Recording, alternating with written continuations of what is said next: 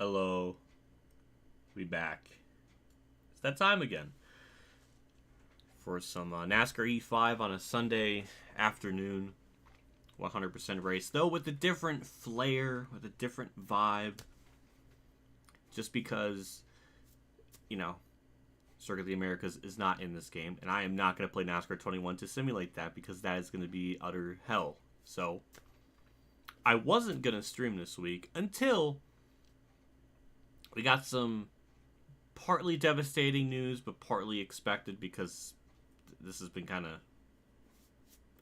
known for a little bit. But I guess it's like extra concrete now that Chicagoland's going to die. And that's quite unfortunate. I feel like just like the last two races there in 2018, 2019 were actually pretty good. So, yeah, that's kind of heartbreaking. So, yeah, we're doing a 100% race in Chicagoland's memory because they're not going to go back there. It's going to get demolished. So it's not even like it's going to just be a track that you can like visit as like a relic of the past. It's just going to be destroyed. It's going to be like Riverside, where exactly it doesn't exist. Yeah, so that's why we're on this game today, and that's why we're doing it. So I did a little bit of practicing just to get a feel for the track, because I haven't raced on it in a long time before, 2 nights ago. It's fun to drive still, and the AI are absolutely insane in terms of difficulty, so gotta prepare myself for that, which I have. I feel like I got the settings right to the point where it's balanced just right. Like, at least that's what I think. So, yeah, it's just gonna be why destroy. It's just oh my god, I feel stupid. Well, it's gonna get destroyed to make room for like industrial stuff. From what I know, I don't know why it's happening in the first place. My first thought goes to COVID. Maybe that ruined it because they didn't run there in 2020 when they were supposed to. So I'm thinking it started off with just with COVID, and then it turned into something else. I don't know the whole kit and caboodle of all the logistics, but what I know is it's not going to be around anymore. So it's kind of heartbreaking. So yeah, I don't know. It's just upsetting. But in video game land, we always got it, especially in Heat 5 or a game that's like functions.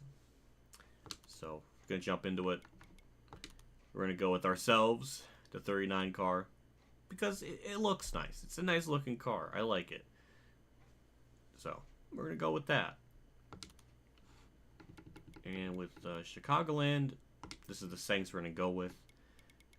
100% race length, normal tire and fuel consumption, normal tire wear rate, more grip, so we can actually be a little more competitive on the long run. So that should work out perfectly, so we could still be competitive with the AI.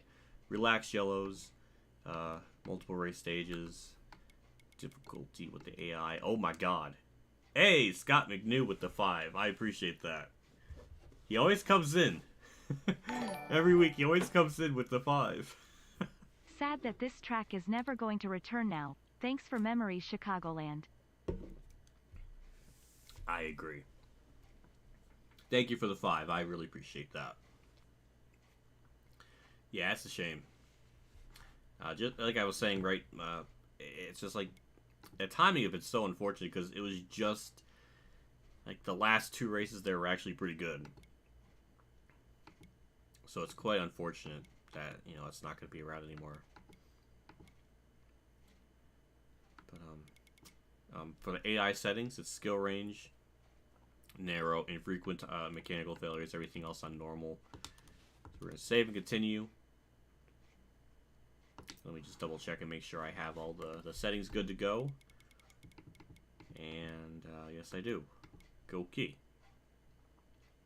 Well, and we're just going to jump into it. It's from what I tested off camera, this is actually going to be a very quick race, just because it is 400 miles. But yeah, I guess we'll just kind of just jump into it. It's good. It's tracks. I don't know. This game's fun to drive. At least I can drive the damn car, which is nice.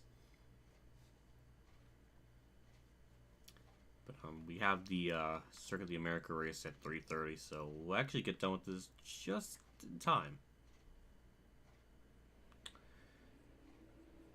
So with all that said, this is our setup. We went with Dale Reynolds stuff. Now the only things I don't know is just like the front weight and the wedge, because his face cam was blocking that. So I really don't know like the exact numbers. So I just kind of eyeballed it, adjusted the wedge a little bit to what I liked, and that's what I ended up going with. But actually, I'll get rid of my face cam so you can actually see it. Also, if you want to try it for yourselves on this game with the same settings I had, you can, because you definitely need a full-blown set to be competitive with the AI and everything. So there you go. So with all that said, what if living in Minnesota, Chicagoland was one of the closest NASCAR tracks other than Iowa and Never Would America? Disappointed it's gone 2 races if this one. Oh, no, I won't be able to do 2 races. This one will still take up a good bit of time just before the actual Cup race starts. Like, it'll probably be done by like 3. So, yeah, I'm not going to have enough time to throw in another 100% race. But yeah, that sucks to hear that, you know, basically 2 tracks kind of near you, Chicagoland and Iowa, are not going to be, you know, can't go to them. That really sucks. So I understand. I mean, I feel like that just with one Pocono race being taken away. So I'm really hoping Pocono never completely gets removed from the schedule, especially with these Gen 7 cars. I feel like the racing there could be really good, because lo and behold, the package there before with the 550 stuff was absolute garbage and trash. But yeah, we're just gonna start in the back and kind of work our way through the front. It's gonna be well, should I qualify? Yeah, just so I can get a feel for the game and everything again. Hammer down, green's out. I don't know why I do that, where I put it in reverse and then I go. Maybe it's just like a mental thing, where I just like to do that. It's bizarre. I don't know. But yeah, it's just I don't know, it's just unfortunate. Because I feel like I was saying, like, this track was just starting to come in. It was just starting to have good racing, and it was really, you know, entertaining to watch. Somebody asked about what I thought about the Dakota races. They've been alright. I don't think they've been anything groundbreaking, but they've been alright. I really haven't had any, like, massive issues. I just don't think that track was obviously designed for stock cars. It was designed for F1. I think the layout is way too damn long for, like, stock cars. Like, it shouldn't take almost 2.5 minutes to get around there. But off the final corner, we're not going to get the pole, but we're going to get a 30.2, and that's going to place us 11th. Not bad. So we'll see Kurt's 15th, and Kevin Harvick's on pole.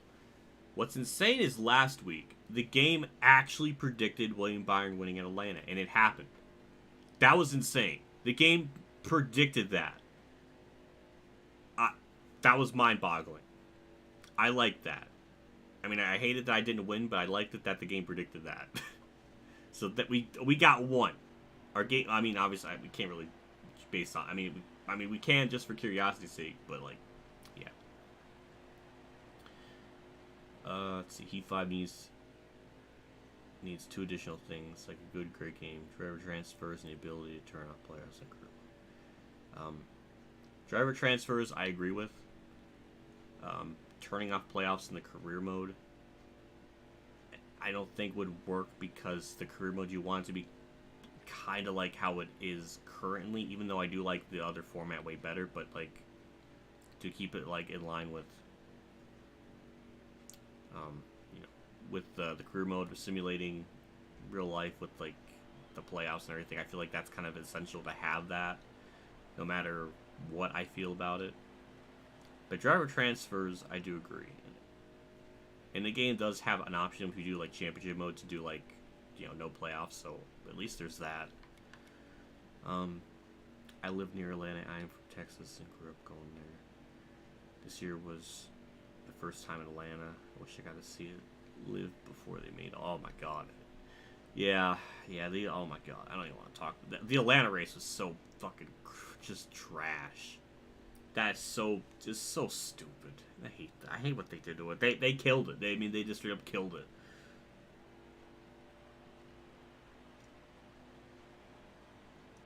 I really wish the state's caution would go. Yeah, I wish they would go away in general. And especially at road courses. Especially at like Dakota, where it takes forever to have a caution because it's a long ass track. It's like Road America. That's really it's obnoxious. Said the game doesn't bump Suarez up as he runs well this year. Well, this game is mirroring 2021. I mean, didn't have a super great 2021, but yeah, the game really the game really does not make him perform well at all. I don't think he deserves to be running like 34th like every week. Same with Bubba. Like they made him. Well, he's 13th here, so I don't know. But,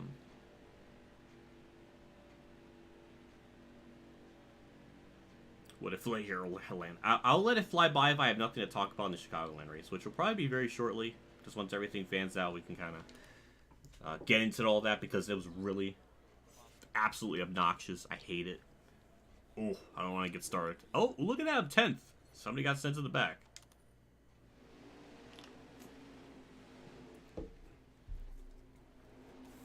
Michael McDowell gave up spots for positions for tires.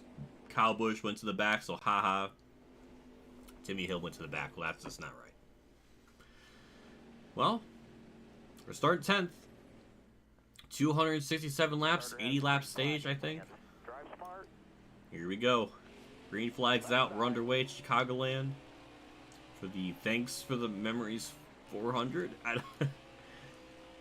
So. Still there. But every time I play this, I'm just amazed how much fun I have just running, playing it. Still there. I mean, obviously on PC it's way less broken. Well, at least for me. Mainly just because the frames are consistent, which is nice. But yeah, already off to a pretty good start. Yeah, we're just going to go way down here. That's just a casual 4 wide. We're going to have a horrible angle into the corner. And Austin Dillon gave me a bump and that gave me damage. Wow. Well, that's just great. Clear to the right. Right side. And as you already see, the field's kind of already starting to spread out a little bit. Now, from what I did in practice, more grip on the tires seems like it gives us the best type of Careful, still there. long run speed. Because I did it with less wear, more grip with it, and Careful, still like there. after 30 laps, I would be way faster than the AI, and it just wouldn't be fun. Ow! Damn! That hurt. That hurt a crunch from that. Yeah, with it being 80 laps, we're definitely going to have a pit. Just one pit stop. So far, it's Kevin Harvick and Logano up there. Kind of pulling off some, well, I would say decent lap times, but it's kind of hard to Look ahead for me. Clear outside. keep nailing decent lap times. I'm trying to keep Dylan behind me without him trying to, like, peak down low. Because sometimes the AI would like to do that if you're trying to, like, if they're, like, pushing you.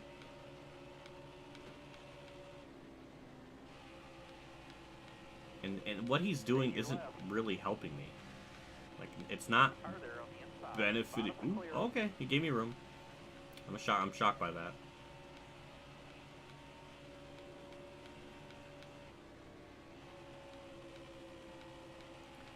Well, I don't know what to say right now. Got one up top. All clear.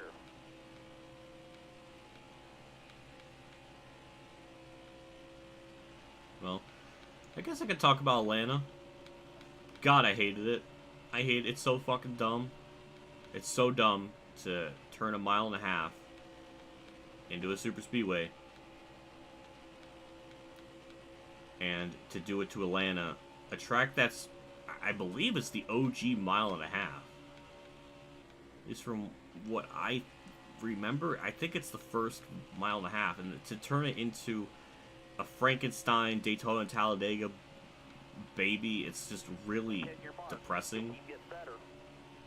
And especially makes it even more baffling that NASCAR wants drivers to be safe, but then creates a track that is dangerous.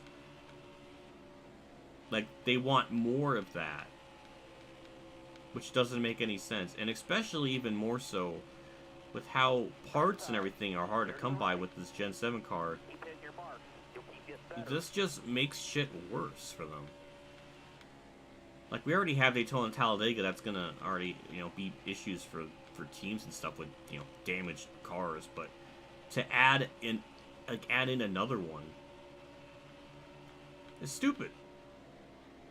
To consciously add two more is absolutely idiotic.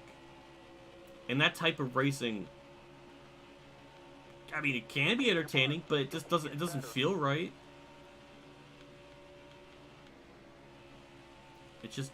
It's just, and the thing is, some people have already gone into the mindset of, oh, well, this is okay only for Atlanta, but don't do it anywhere else. No, because NASCAR is just gonna, you don't understand. You don't understand. If you give NASCAR a foot, they will take a goddamn mile, or even a country mile, and try to do this everywhere. You can't let them even think that this is a good idea to start with. Because we don't need this at every track. We don't want that anywhere. Atlanta didn't need to die for this. It's just dumb. And the racing there is just very frustrating. Because the Gen 7 car is good. It races really good. Like, remember when they were creating this track and the 550 package was still a thing, and obviously 670 thing wasn't confirmed yet? That was like the intent, wasn't it? Wasn't it that was the reason why they did that? But then it changed. And now we have a car that's, like, you know, competent. It's just frustrating. I really don't like that idea. That what they did to the track. It's just, there's no reason behind it. And I'm happy other drivers are kind of calling it out. Which I really appreciate Kurt Busch saying that. He said he would much rather try the 670 package there. Just to see what would happen. And I agree with Kurt. I feel like I wish they would do that, but it doesn't sound like they're going to. And stuff like that just makes me wonder just what the hell is NASCAR's priorities? Like, do they want, like, actual racing? Well, I guess maybe it shouldn't be such a surprise that, you know, they focus more towards entertainment, but it just makes these races more into a farce because it turns into such a wreckfest shit show. And that race in particular, there was a stat in the Fox race that there was more crashes in that race than the Daytona 500. That's sad.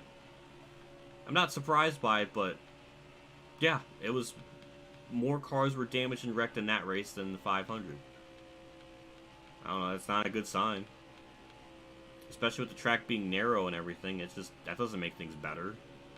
So it's just really annoying. And all weekend it was like that. And it's just, that's really well, I guess the 500 could be considered a dud. Because I'm almost getting to the point now where I don't like restrictor plate racing. I'm like in the minority of that. Careful, still there. But other races, I mean, Phoenix was kind of uneventful. But the thing is, not every race needs to be a 10 out of 10. Not every race needs to be, Still there. you know, a Game 7 moment. Like, I just don't understand that mindset of wanting every race to be spectacular. If you have every race be spectacular, then the extraordinary becomes the ordinary, and it's not fun. It's okay to have like a 7 out of 10 race. It's okay, you know. Still there. Even NASCAR at its peak in the 90s and 2000s, there was races that were like 6 out of 10s or 7 out of 10s. You know, not every race is gonna be a perfect score, and that's okay. It's only an issue when it gets below a 5 out of 10. When it gets below average, then it's like, okay, we gotta be a little concerned. But yeah, I mean, like, it's frustrating because they actually made a car that's really good in terms of like mile-and-a-half racing, at Auto Club Vegas. Like, those were great. Those were really good. Phoenix was all right, Stay to your left. but it wasn't anything like revolutionary. Stay low. But it's just annoying. Careful, still there. Nobody out back.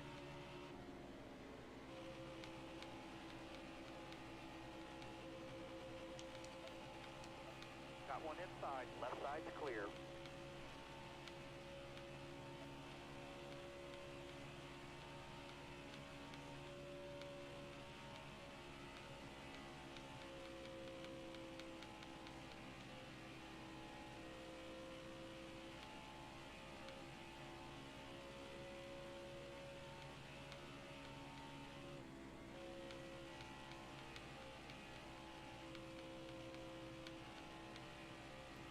I don't know. I'm just... That Atlanta race annoys me. Because part of me is like, okay, well, this is entertaining, but this isn't, like... It feels very artificial. And just because NASCAR got what they wanted, that doesn't make it good. Like, congrats to NASCAR. Yes, they got exactly what they wanted out of this track with what they had in mind. But that doesn't mean it's good. Wow, they said they got trash. They expected trash, and they got it. Like, wow. And it's just funny because there's always a bunch of naysayers about, you know, what the track's going to be like, or people kind of calling it out way too soon. I think I was one of them. I was just like, well, I know what they're trying to do with it, with them raising the banking and removing, you know, track space. They're trying to make it like Daytona and Talladega, and putting drivers more in a box. And what do we get? Mini Daytona and Talladega. It's like as if I called it. What a concept. It's like as if I know what I'm talking about sometimes. I know that doesn't always happen, and when it does happen, it's like a, you know, monumental event. Like, check your calendars, because write down the date of when I got something right. But I called it.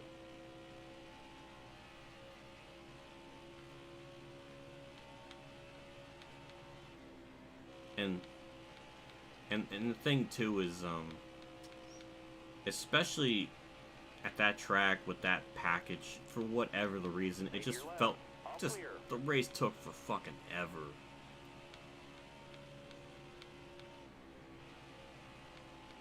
I'm not really in the belief that races need to be cut down, but there are, like, some exceptions I feel like we can live with. I think Atlanta, especially what they've done now, there is no tradition, there is no, like, milestone, or, you know, might as well just put it to 400 miles, because they already destroyed the track. Might as well just destroy the race length too, because what else do they have left to show? Wow. Oh, you know, that's, I guess that's another point. I'm glad you brought that up, because that is another good point. But it's like, oh, but it was a sold-out crowd. It was good. There's multitude of reasons why there was a good crowd for that. One, it was the first race at that track with a Gen 7 car. Number 2, first race at the track with a completely different configuration. Of course, it's going to get butts and seats because people are curious. It's a great short-term idea, but long-term, it's not going to work. I just can't imagine it working long-term. Also, we are at 3rd, and the leaders are in big-time lap traffic. So, of course, it's going to... Of course, it looks good now. But long-term, will it actually have proper staying power? People are probably going to get tired of it.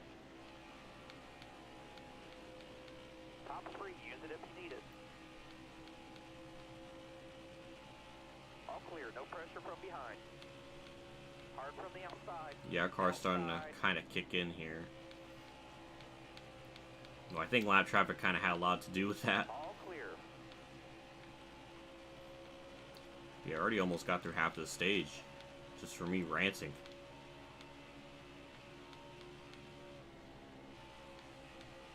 Yeah, car handles fine. I don't really have any issues with it. It's just a little blip off the throttle. Because I can obviously go full throttle around here, but that little off the throttle time, it just kind of plants the car in a little bit. So, that helps. Stay to your left. Nobody out back.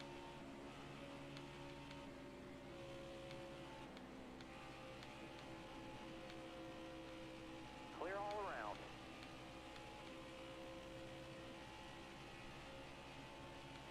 How long has it been since I raced in a league? Good God, since Core Season 3? With iRacing? I think Talladega was my last one. Don't know when that was. Might have been 20... I think it was 2020. So, gonna be hitting 2 years as we are Still there. about to go for the race lead. Then we got Matt Dibben in 30th, so that's kind of a Careful. bit still problemsome. We're gonna give Logano all the room, but his... No? Okay, he got by him. there. Stay left.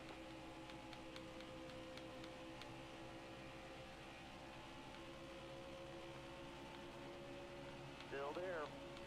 All clear. Alright, we got the lead.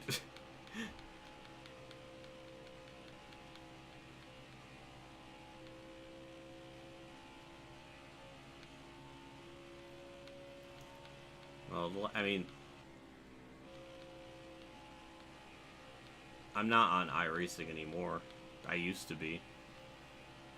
It's just, I know the game has, I know the thing has, like, AI, but they're kind of goofy. They're not really great. They kind of do weird things. So I'm not all too keen on it.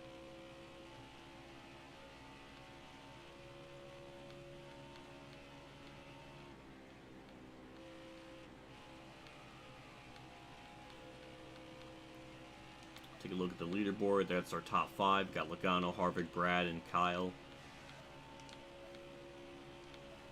Don't know where Kurt's running, but the game was wrong in predicting where he would finish, because in Atlanta he got 3rd. Well, he got 4th, but Bell went below the line the last lap, made him go in the back, so Kurt got 3rd. Out of nowhere. Kurt just sneaks in with the 3rd. That was fucking amazing. That made me happy. And that's just another week in a row where he outperforms Bubba, even though Bubba was doing really good for much of that race. Still there. Look ahead for me. Clear outside. But Kurt, actually, from what Iceberg's community post was, if it was under the Winston Cup format, Kurt would be the point leader, and that's fucking awesome. That's absolutely amazing.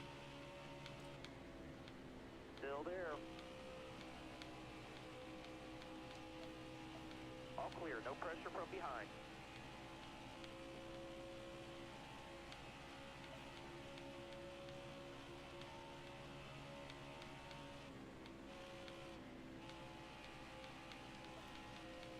Well, we're slowly pulling away from Logano. It's not a crazy amount.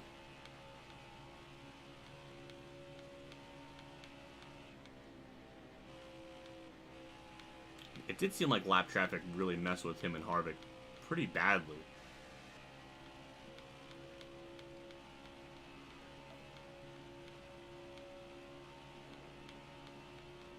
Don't tell me Kurt is 25th. That is absolutely repulsive. No. No. No. Why? Why is he 25th? I'm upset. Yep. I have officially gotten upset.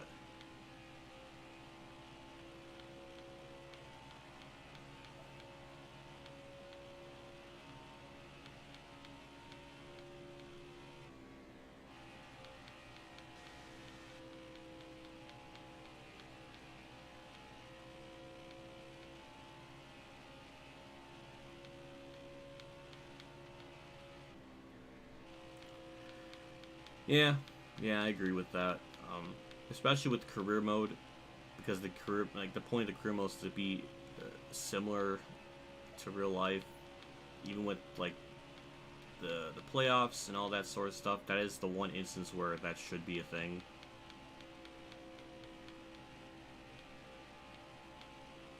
I mean, you know, if there was an option to have that on or off, that would be fine, but not like as an automatic thing where, you know, you have to, it should be just off at all times. I think an option would be fine. But yeah, I don't think it should just be like automatically switched off.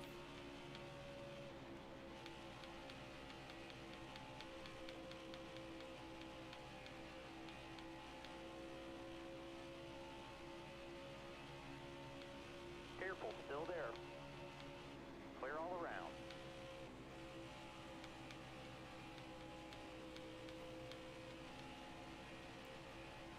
And we're just kind of cutting through the field now.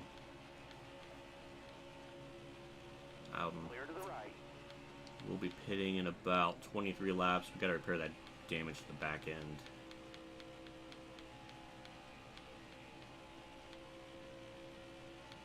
Still there.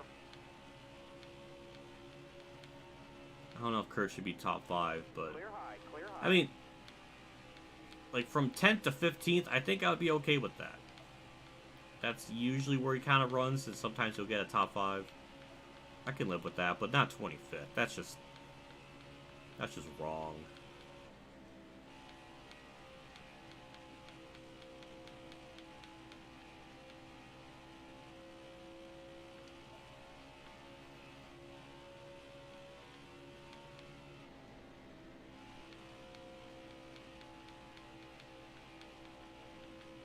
Oh my God, is that... What is with this race already? Why is Kyle Busch 19th? He's about to go lap down. Hold your line, stay high. That is, well, then again, he did start in the back, so Left side. I can't give him too much flack, but he will go lap down though. That's gonna basically put his race in a big hole. Still there. Nobody out back.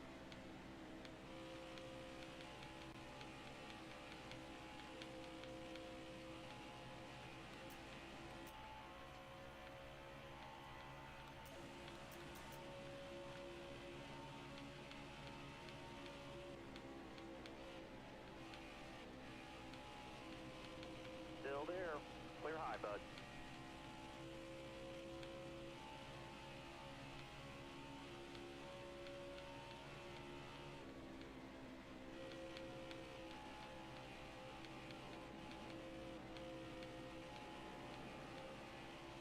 Man, we are just Still there. this, like the skills spread is on, or skill range is narrow, so like it's about as tightly competitive as possible. We're still lapping almost half the field in like 40 laps. We're probably gonna get around to the top 10 pretty soon. All clear. No pressure from behind.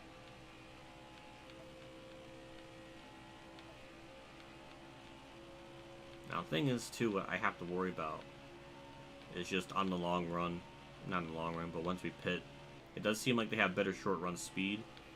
So I do think they'll start to pull away from me for a little bit. So it is important that I build up this gap just in case, you know, I lose that ground during the next green flag cycle and stuff. Hold your line. All clear.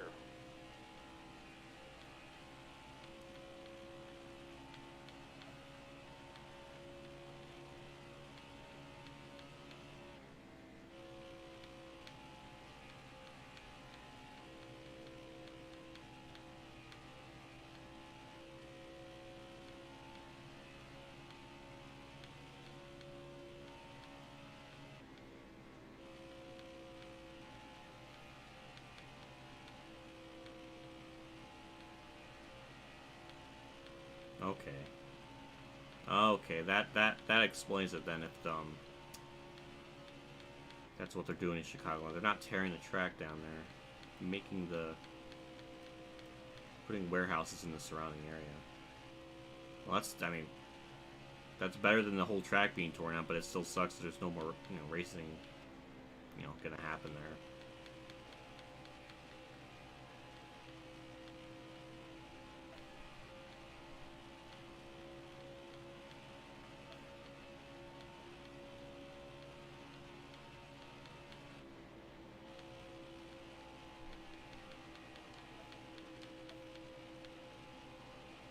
So our lead continues to grow.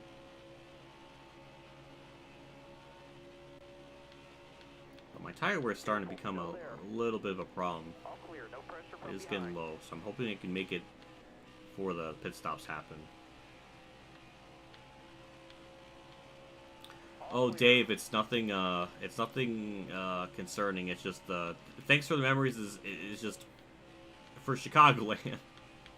That's what the title of the stream means. Thanks for the memories of the track here. That's what the stream is. It's not anything depressing. Well, I guess it technically is depressing, but it's nothing personal. I guess it's the word I'm trying to find.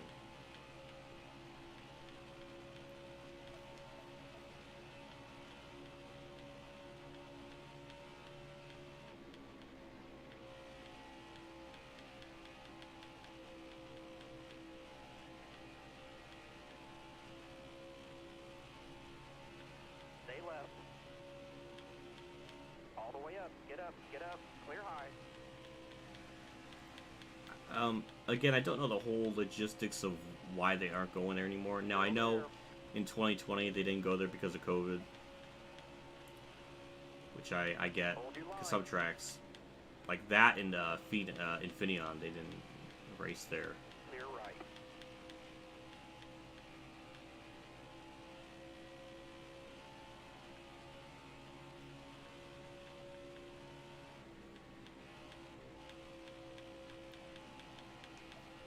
Oh my god, Eric Jones is 33rd? Careful. Still there. Yikes. At Atlanta, he was actually doing pretty Clear good. left.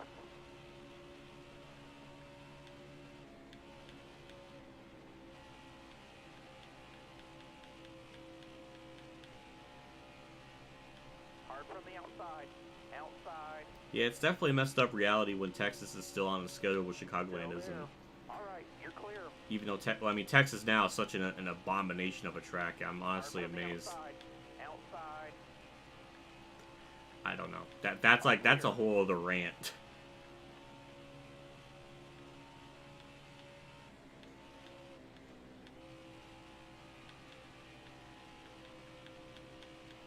But yeah, it's yeah, I don't know. It's just very depressing what this track's gonna become. Just kind of abandoned.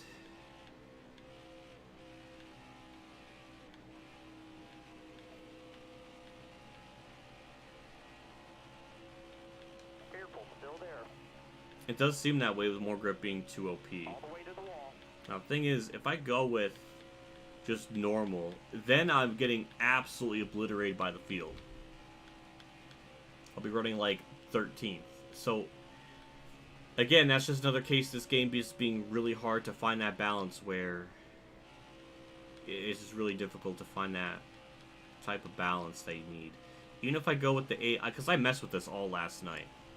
I put the AI in like less wear, more grip, Oh my god. Surprised you wouldn't have taken Harvick for this considering he won the first 2 cup races at Chicago. Also, ahem. Senpei senpei senpei oni Aiken senpei senpei senpei hash what if senpei nation. I mean I have to do it every time, right? Wow. God damn it. Day 500. Oh my god. Thank you for the 100. I really appreciate that, man. What an absolute legend.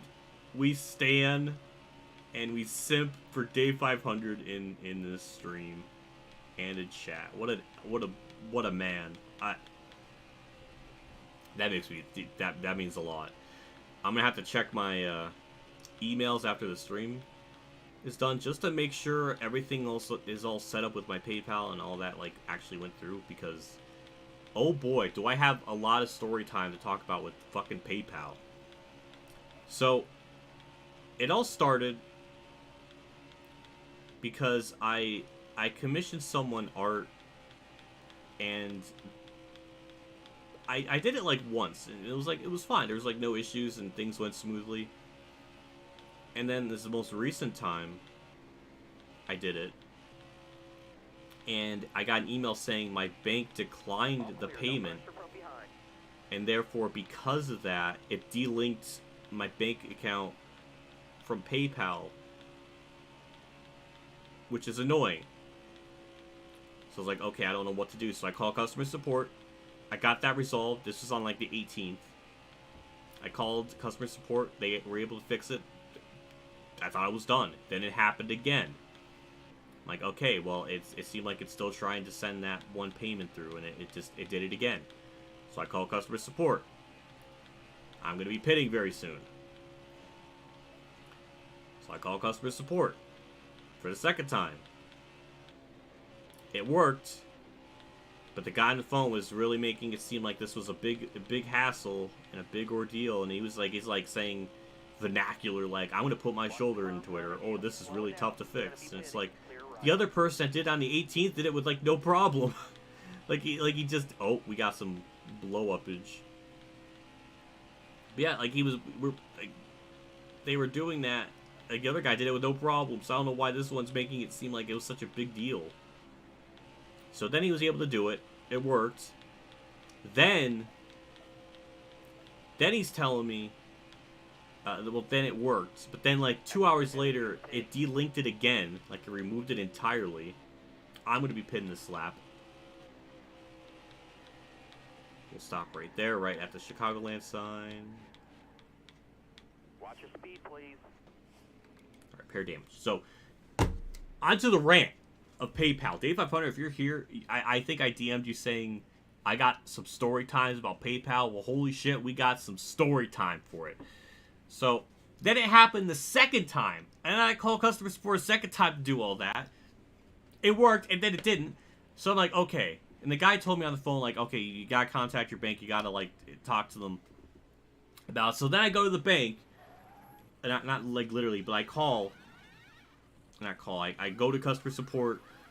I tell them what's going on. I'm just, like, basically saying, hey, can you stop delinking my account? Can you, like, approve this thing to go through? They wouldn't do it. They told me to go contact PayPal about it. So now I'm getting bounced back and forth between the two. So that's obnoxious. And then not even that, like, so then it was annoying. So I just got so fed up. Then I called. No, not that I called, but I got so fed up with it. I was like, okay, fuck it. I'm just gonna remove my entire PayPal account and restart, like, make a whole new one. Then, just the mere act of trying to create one became an ordeal unlike anything I've ever came across. So I'm trying to make another one. Still there. And oh my god, my brain like collapsed in on itself trying to like process it. So oh my god, my brain's falling apart.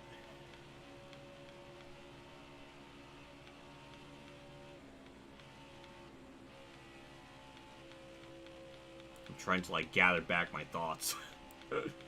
Oh my god. So then I try to create the account. So then it's like, okay, you need to put in your mobile phone number. I'm like, okay, you know, simple enough. I put in my numbers, beep, boop, bop, bop, beep. I do that, and then it tells me, oh, we can't send you the code. And it's like, why? That's my phone number. But before that, my brain's getting all the events out of order. But then, like, it would send me, like, because first I would do that, and then it would send me the code. Then it wouldn't send me the fucking code for the mobile. Like, it wouldn't send the code to my phone. And I kept trying it, and it didn't work.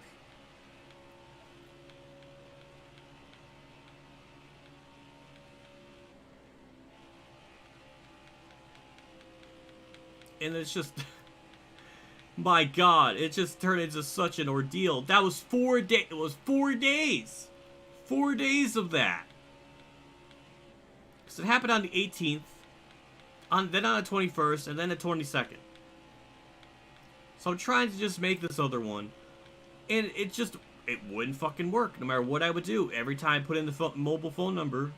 And it's not like I can't do that. I have to do it to move on to the next step. It just simply wouldn't accept the thing, and it would tell me the code won't work. So then I call customer support. For the 3rd time now. And then they tell me, well, you gotta use a different email. I'm like, okay, that's a good point. You know, I was using the same emails before, so I have to make a whole new email account. So then I do that. Then I try to do the thing. It still doesn't work. Then I get told for the 2nd time that I gotta clear my cookies and cache. And it's like, okay, well, I guess I'll do that again. And it's just, I mean, doing that in general is a little annoying just because I have to log into everything.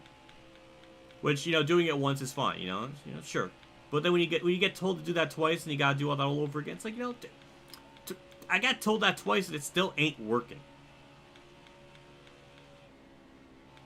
It still don't work. So then I use a different email. Use the mobile thing. Still doesn't work. Then they tell me, well, it's a technical issue on their end, and I'm supposed to wait 3 days for it.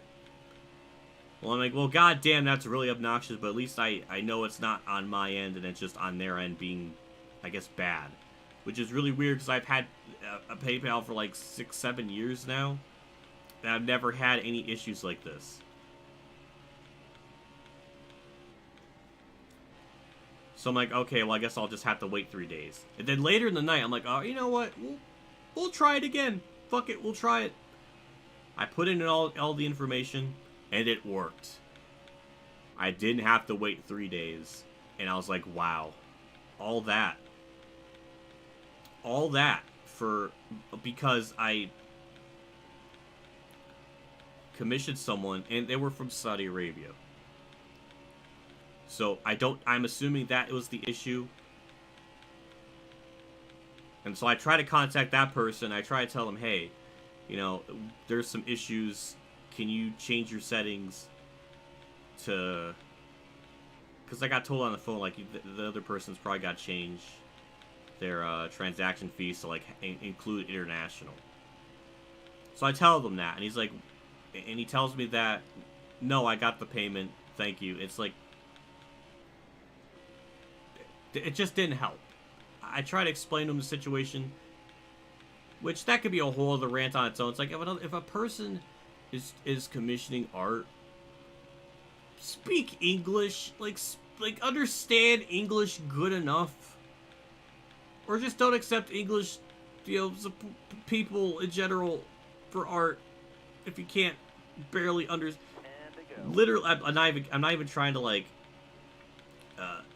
be insulting, but like my boyfriend, who's literally from Germany, English is like a secondary language, and he speaks like volumes better. It's comical. So that was a whole other shit show. So that person on the other end didn't even help with the whole situation. So that was annoying. And that was my PayPal saga. it was utter hell for like 4 days to get all that shit situated, all because at least from from all that experience, I'm never commissioning that person again. And I'm never gonna especially commission someone that's from that country if that's just how PayPal's just gonna act with all that shit, because that was just ridiculous. Still there.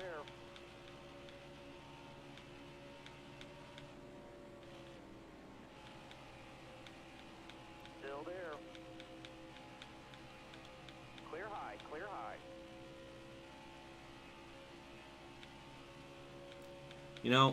Well, that's the thing. I really didn't want to change my bank just because I don't know the whole processes of it, and two, that's my parents are under that same bank, like same as me, and I really didn't feel like changing it. It's just one of those really weird, bizarre circumstances where, because they are from another country, I guess from that country in particular, the bank wouldn't approve the payment, and it just was in this like endless loop of this happening. So I had to completely just delete the PayPal account and then make a new one. Then, of course, it couldn't have been that simple to just make a new one. There just had to be issues. So that was just a whole disaster, Careful. and it was very annoying.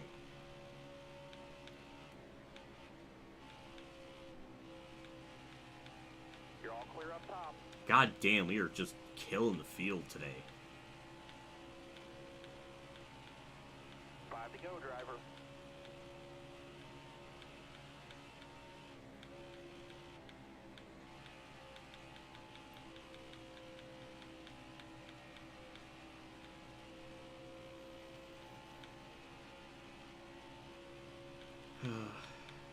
What a day. Well, I mean, at least all that stuff's gone. I don't have to worry about that anymore. At least I hope not. But yeah, that was... it was such an adventure. I don't understand why it had to be that much of an ordeal. Hopefully everything is resolved now. I'm hoping so too, day 500, because good God, that was... I feel like I was losing hair as the situation was going on. That's what it felt like. I was losing my mind. So definitely, one thing's for sure, I'm not going to commission that person art anymore.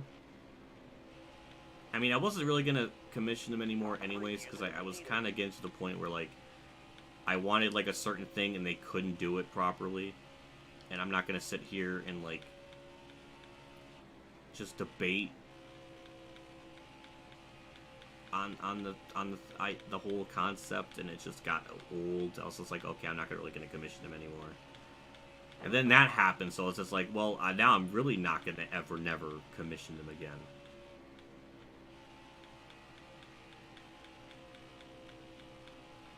Hello, Siberia. If that's how you're supposed to say the name, I'm still struggling with that name.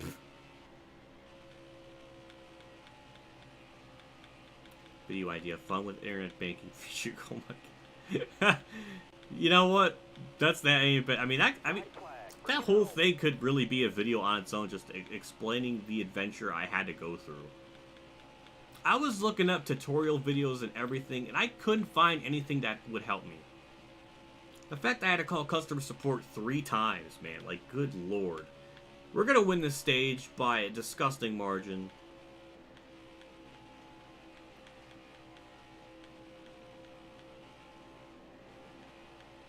There we go, another dub. I just wrecked almost the 53. Hope life's getting better. I don't know if I would say it's getting better. I mean, it's almost getting better. Thank you for saying I'm strong. I appreciate that.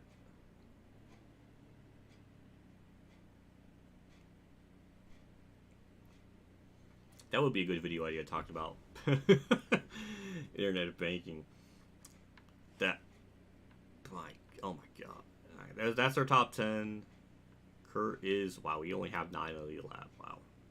Kurt is 24th. Yikes. Everybody's pitting though. Obviously, we're going to do the same.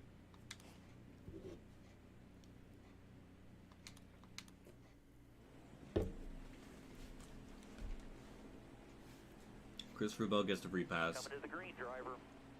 Drive safe. Be smart. Here we go at stage 2. We have less laps in this one. So we're going to still come across the same issue where they're just going to have... Clear right. Like...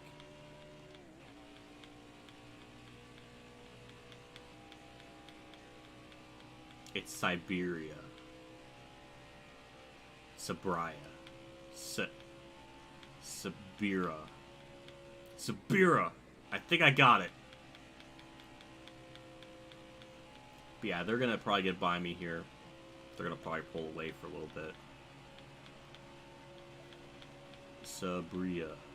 Inside. Alright, you're clear. Wow.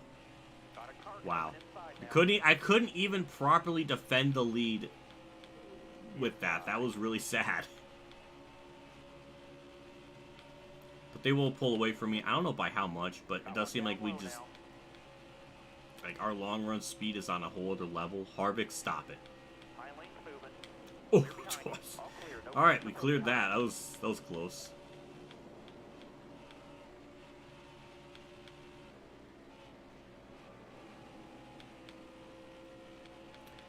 Sabira. I like that. I like that. Okay.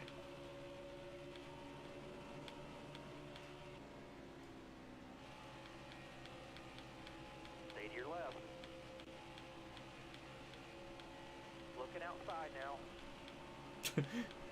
Sabira. Thank you, chat. I appreciate the help. Clear right. Looking outside I think I understand how to say the name. The month-long saga. Careful, still there.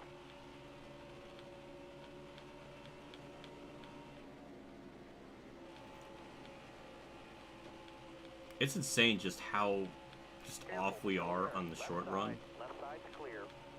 But then once we get into like 25 lap run, You'll keep getting better. then the car just comes to life. Clear all around. Right The only side. thing I'm worried about is if we do get like a late race yellow, then we're going to be completely screwed. Because obviously our car is not good short run. Outside.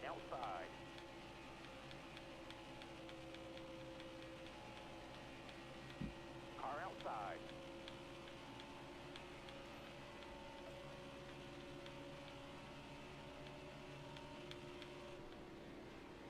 Stay to your left.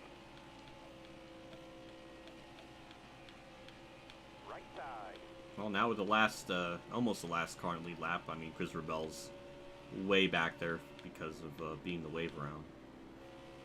But now we're the last car in this, like, group. Careful, still there. But we do have less laps in this one, so, you know, less time to get up there, but it's only 3 laps, so that's not really going to make too much of a difference. Careful, still there. But you do got a nice battle for a lead up there, at least. All the way to the wall. Car outside.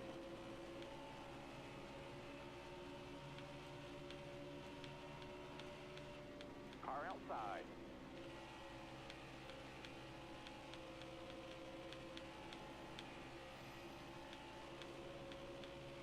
Kind of impressed with how well we're doing.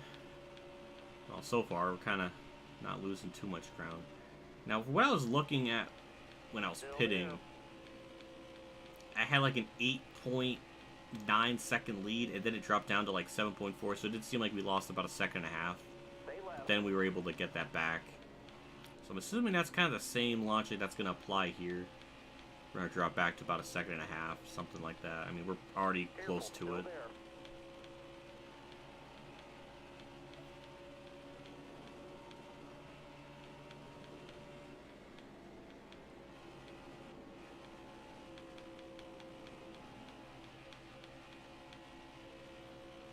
Am I a dog or a cat person? Ooh, that's a tough one. Stay left. I would say dog person. And for most of my life, we've always had dogs. We used to have one cat. Careful, still there.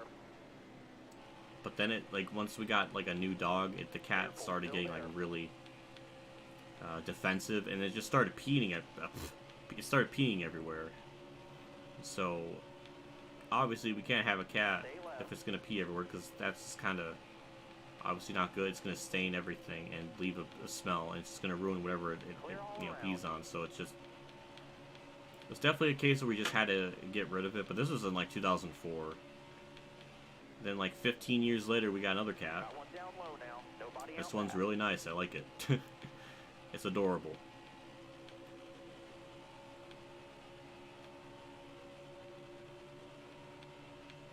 But if I like, in a hypothetical sense, if I lived on my own and I had to get an animal, I'd probably go with cat, just because it just would be a lot easier to take care of. You know, you got the litter box and everything to worry about, which that's better than always consciously taking the animal outside, and that's also another factor of, you know, you depending on where you live, you have to pick up the poo, and also depending on where you live, you might have to actually be outside and walk the dog to go to the bathroom instead of being on, like, a run or a leash.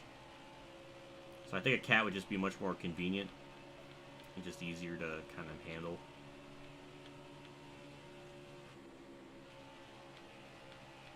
So I would go with cat if I lived on my own and I had to take care of one, but generally I'd probably go with a dog. It's a nuanced situation. Ooh, hello Volts, thank you for stopping by. I appreciate that. You missed a lot of ranting. I had a good bit of story time. So go back like 15 minutes, you might be able to find it. But thanks for stopping by. I always appreciate it.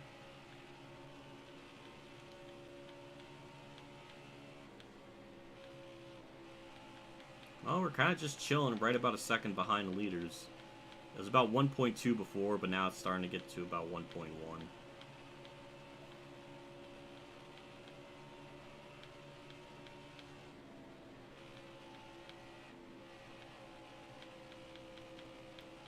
That's a hell of a battle for a lead up there. Wow, that was like 3 wide.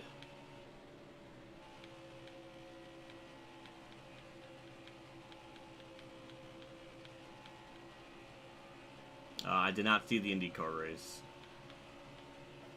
I did not, so all I know is Jimmy got 6th, and that's a good thing.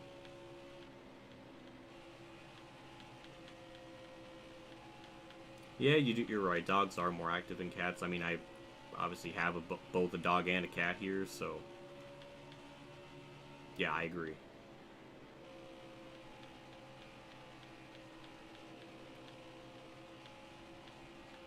Oh, hello, Ian White. I don't think I've seen you in here in a while. So thank you for stopping by in the WhatiFRacing Network station, presented by Bounty.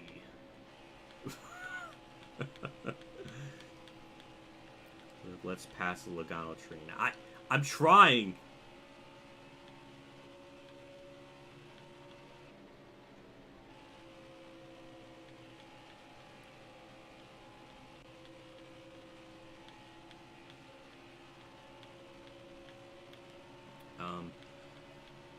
Do you know when you heard me from David Land back? Oh my god, the Heat 2 days. Yeah, that was still when he was, doing, like, video game stuff.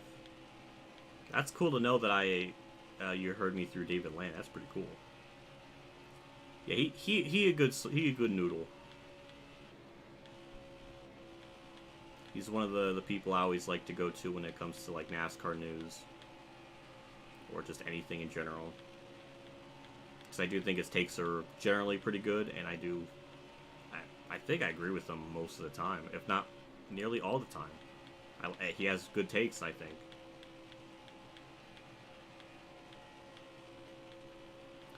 Hey, what if hope your dad's still doing well and improving? Thanks for asking. Actually, Dad's been doing pretty good. He's getting to the point now where he's been at home so much, he's getting like the itch to like work and do stuff, which I guess is a good thing. But he's definitely been feeling a lot better and improving a good bit. It's been nice. I mean, I still think he's not anywhere where he used to be in terms of like maybe like strength wise or anything like that. I don't think it's ever gonna really quite be the same. But I do know he's been feeling better and everything, which is obviously the best thing. So I'm happy for him on that front. It's almost been 2 months. But yeah, I can definitely tell from just, you know, experiencing what he went through, and especially how he's been, you know, home from now. Like, that type of surgery just does something to you. It just takes so much out of you mentally and physically. It's nuts. It's surreal to think about, because he's like, considering like how he's always been doing stuff. He's always working or always doing something. So to see him in that state is very concerning.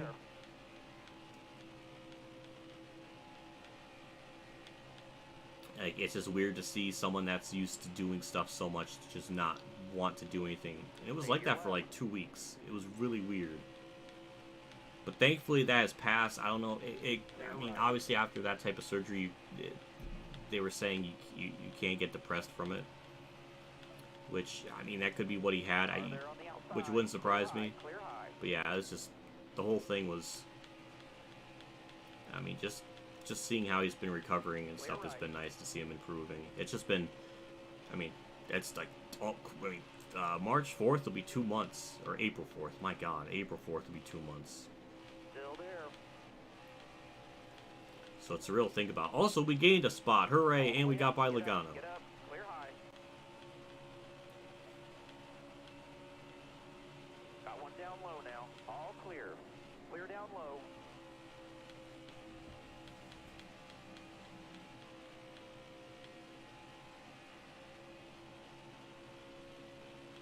Most of the time, you've been streaming when you've been asleep or at work. Oh, okay. That would explain it then. Thanks for watching the NASCAR 08 series. I'm having fun playing it.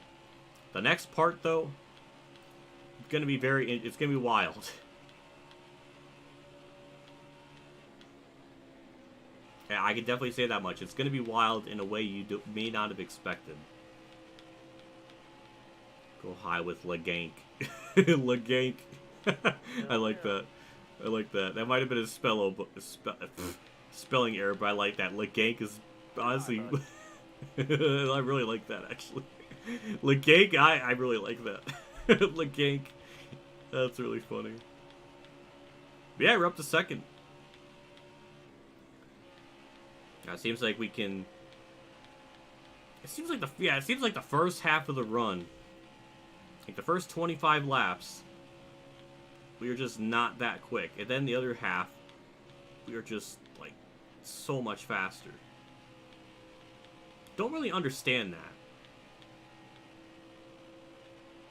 Careful, still there.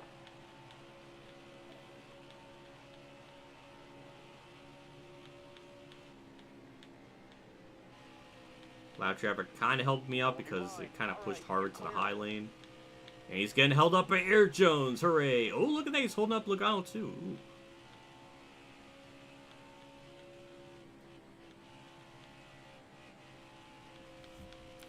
Oh, the 360 PS3 NASCAR. Oh, my God. Oh, my God. That series. That one is a legendary one. I have to look back and see, like, the total amount of views that the series had, like combined. I don't know if that's going to be my highest one or Thunder 03. It's close between those two, I think.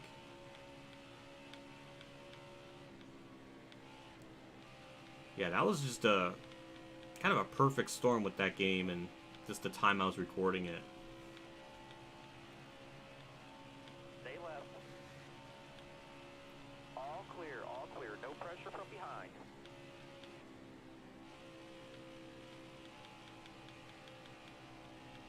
It's snowing outside. Yeah, it's snowing outside where I am too, and it's really weird.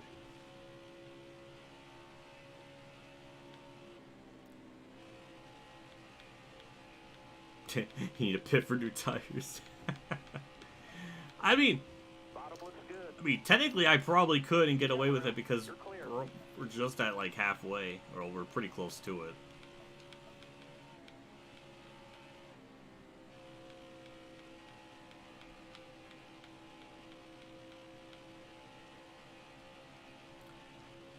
What happened to another YouTuber? Oh my god. Wow, I mean, you can look it up. There's enough videos out there online documenting it. Obviously, the shit that he was doing is disgusting. And just sickening. Austin Oganowski made a really good video, though, about it. I would definitely say to watch it.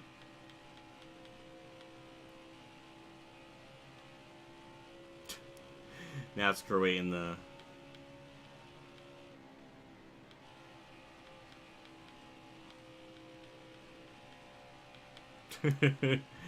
I'm kind of curious how long ago Dale said that. Maybe he wanted to change his mind on that.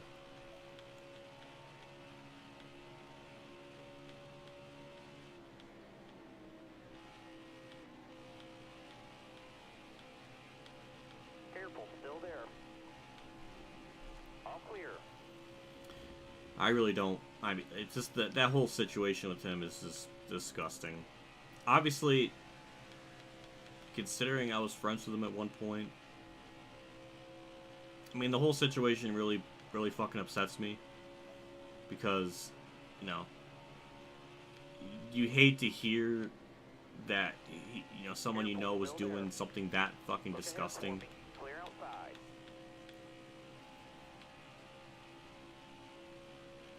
Yeah, it's just sickening.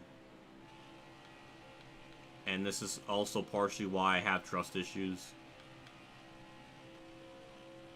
Because sometimes it's just hard to trust people. Sometimes I'm way too judgmental or way too cynical. I've been through so much bullshit with different people. Not so much like drama related, but just people being shitty, or just people just never getting back to me. Or I'm trying to like have a conversation about something that I know they clearly like. Or they'll say shit like, you know, I don't like talking too much. I don't like confrontation. I don't like to interact. But then I see them interacting. It's like, well, what fucking sense does that make? You can't tell me you don't like to interact with people, then you interact with people online. Don't fucking bullshit me on that. That's stupid. Like, I can go on a whole tangent about that in general.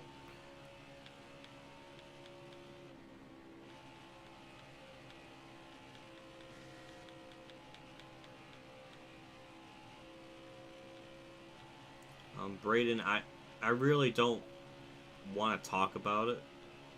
You can look it up online. You can see all that stuff. I'm quite amazed you don't know anything about the situation, because it was pretty big in 2020.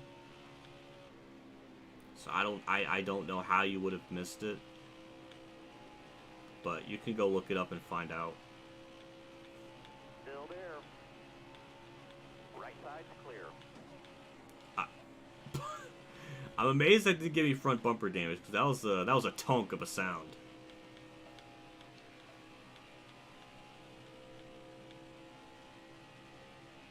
Still there.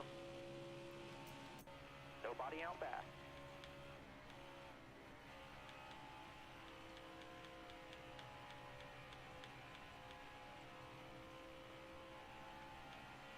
Well, it looks boring right now because I guess I don't have the settings right, but I'm kind of in a lose-lose situation.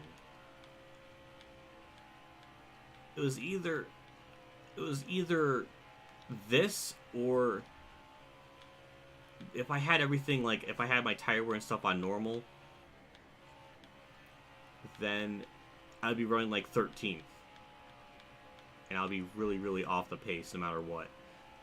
again, this is kind of an issue with the game where it just has balancing problems where certain tracks are easier than others, or certain tracks are way harder than others. This is a track where it's way harder, so I had to find like the settings to try to make it work a little better.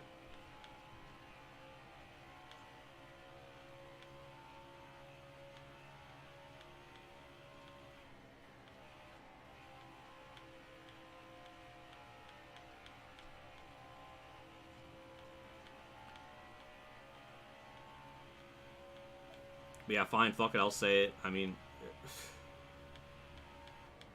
Careful, still there. All the clear. shit that he was doing was fucking disgusting because he was sending fucking dick pics to underage girls and trying to hit on underage girls. That is fucking disgusting. He like faked he like did a contest for like Heat 2 or something, and he rigged the winner to have it be a girl, and he was sending like really creepy like letters and stuff. There was like 5 or 6 of them, and it was just really just creepy. Like, it's just disgusting. I don't understand. I mean, I think that should go without reason. That shit is just disgusting, especially doing stuff with underage fucking girls. Like, it's wrong. I don't think I should be saying it's morally and ethically wrong, because it clearly is. And I really don't fucking like talking about it because it's just disgusting. Why is it called Thanks for the Memories? Because Chicagoland isn't really going to be a track anymore. It's just going to be a warehouse for stuff. So they're not ever going to come back here. That's why it says Thanks for the Memories, and that's why we're racing at this track.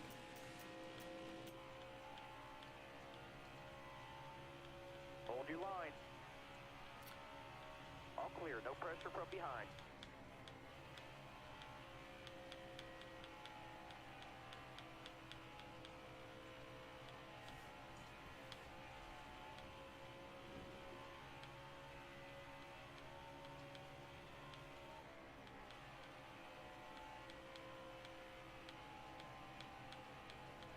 Stay in line, hold your line. Left side's clear. Look ahead for me, clear outside.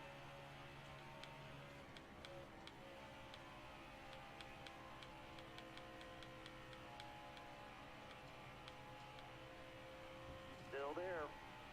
Clear all around.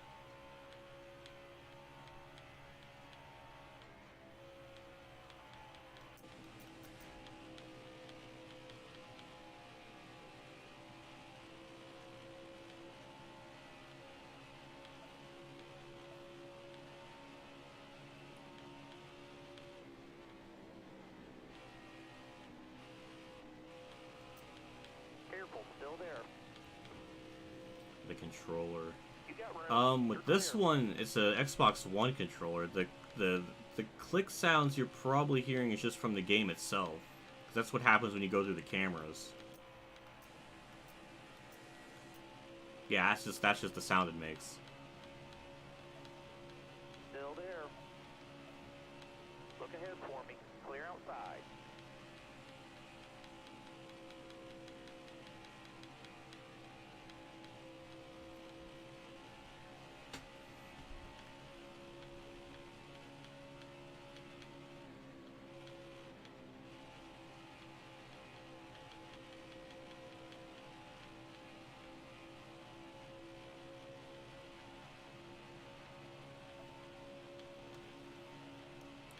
How do Utenics make the... I really don't know.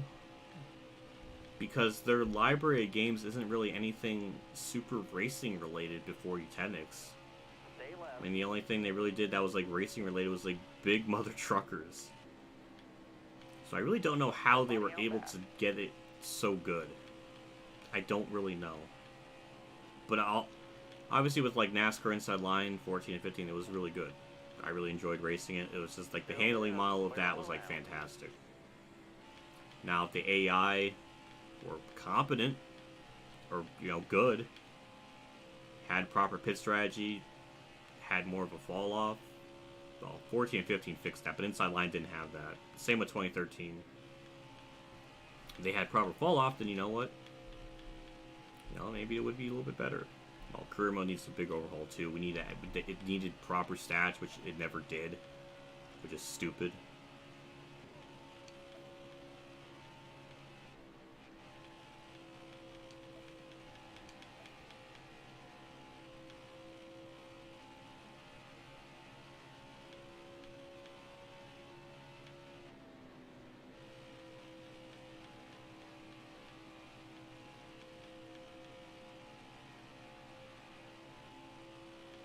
I will agree, Thunder Series is way better. Well, Thunder 03 and 4 are.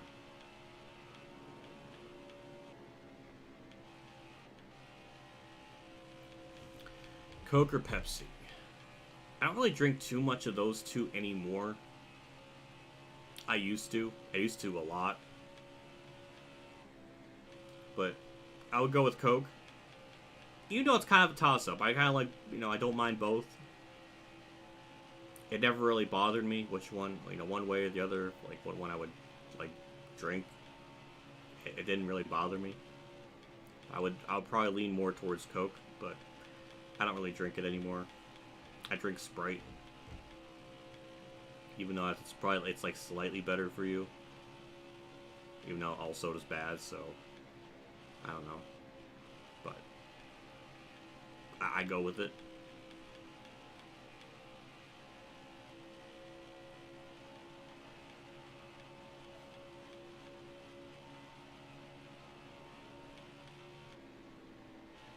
Still there. Clear to the right.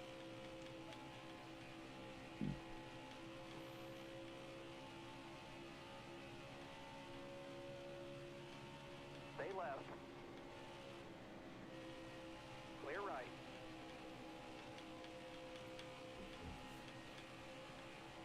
I mean, yeah, I will say Heat 4 is the best one of the bunch.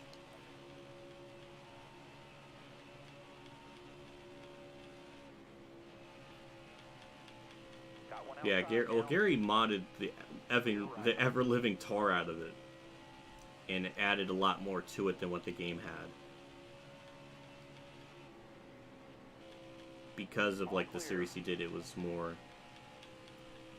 engaging because he was able to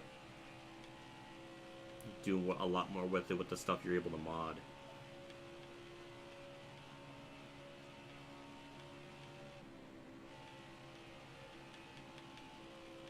Mountain Dew Coke Red is the best. I've had Coke Red, I like it. Or Code Red, not Coke Red. What? Code Red. Yeah, that's good.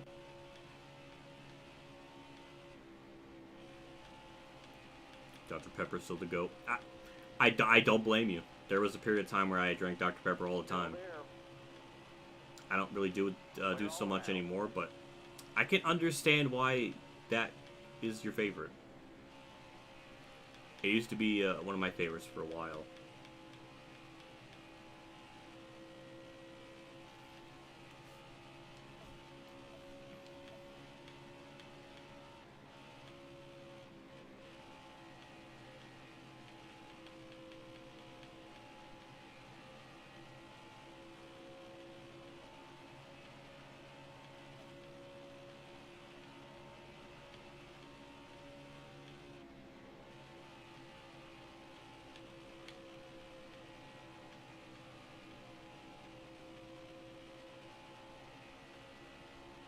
Watch the car in front of you. He's slowing down. He's going to be pitting.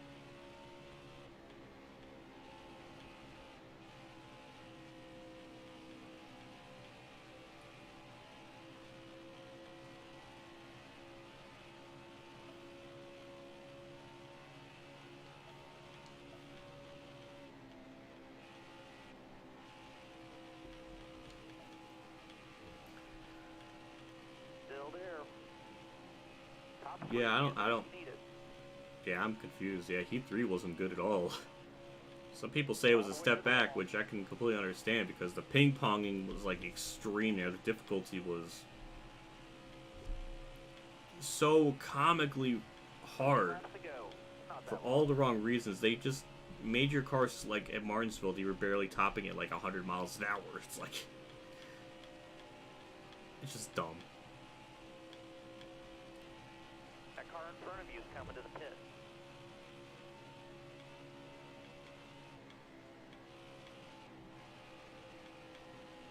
Clear to the right.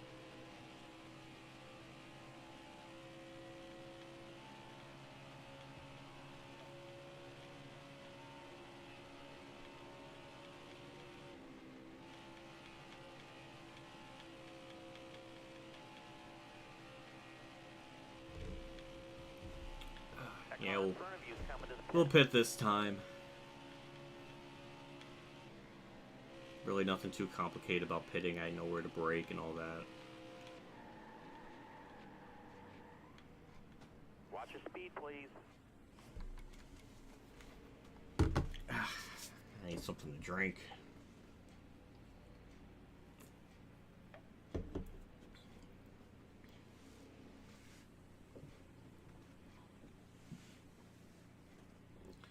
I'm confused.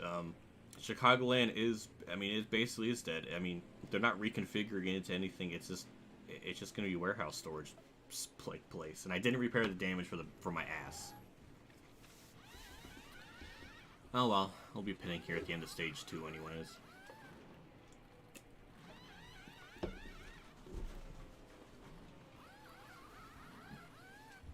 (16-3). And we'll see, I guess we'll see how much time they gain on me during all this pit cycle and stuff.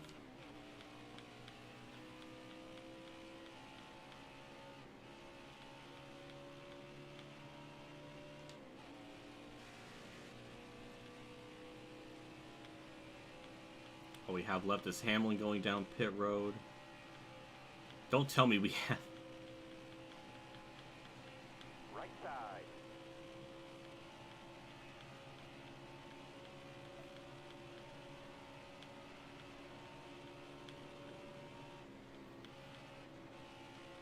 Am I really going to have a 12-second lead? I gained time during the pit cycle? What is that? That's weird. That usually doesn't always happen.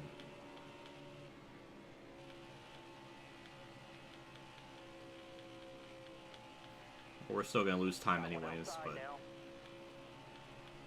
Yeah, it was 11.9 when Harvick took over second, so... Got that to worry about. Stay left.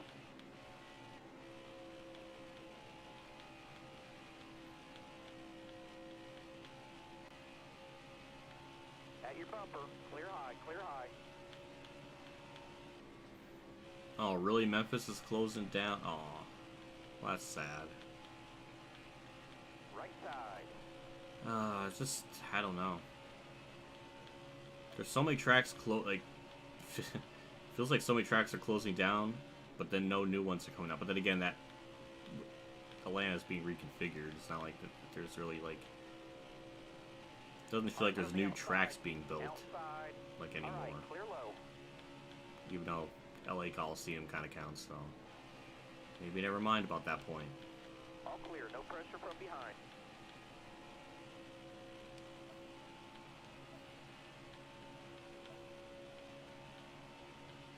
Bottom looks good. Top 3, use it if you need it.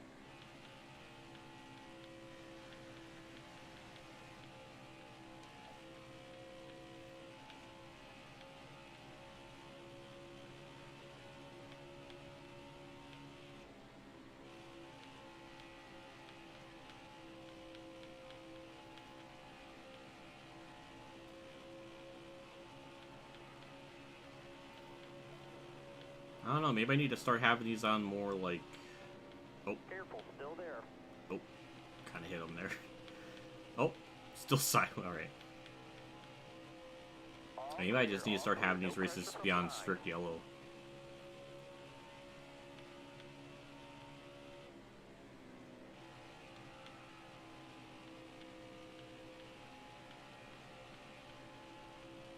I might just have to start doing that more, like, just all the time anymore. I haven't really seen any, like... I mean, I've only saw one mechanical failure. I haven't seen any other ones around the track. All clear, no pressure from behind.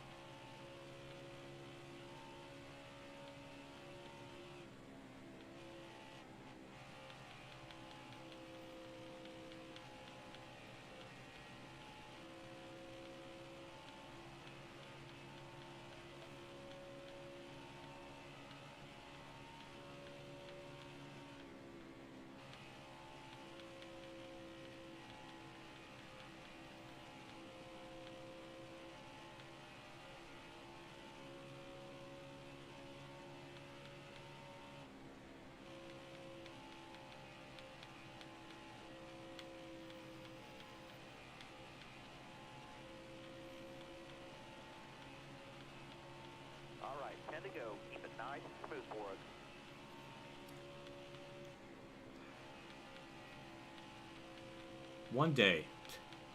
One day I do want to play 2013 at Bristol, and I want to complete that 100% race. The fact I was 7 laps away from completing it, that really pisses me off. We only had like 61 yellows. That was 10 under than the record I had previously.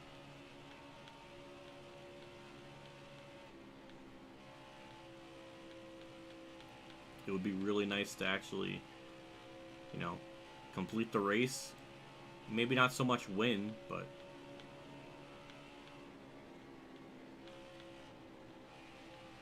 Stay on the bottom here. Nazareth with a big loss too. Used to go to truck races there. Aw. No, that hurts. That hurts my soul. I'm sorry. Right, clear outside. I know that feeling. Every time I drive by Pocono, I drive right by the Nazareth area.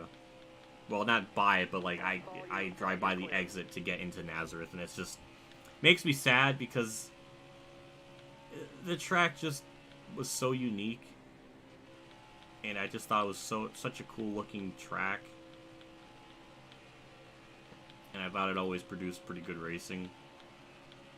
It's just a shame it's just it's just dying. Just falling apart. I'd like to visit it someday. It's like I don't know, part of me does like the idea of going to like visit an abandoned track. It's almost like it's almost like a cemetery. Kind of get to Careful, still there. put yourself in the environment, and I don't know, there's something about it that I like that idea a lot.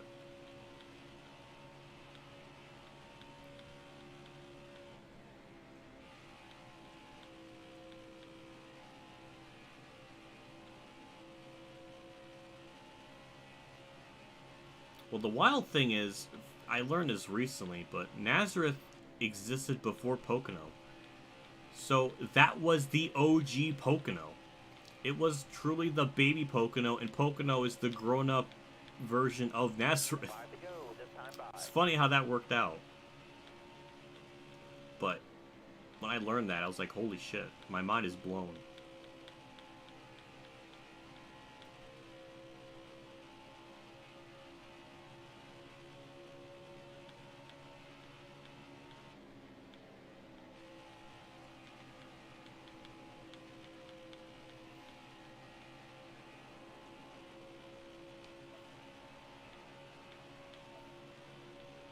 Bottom looks good. All right, clear outside.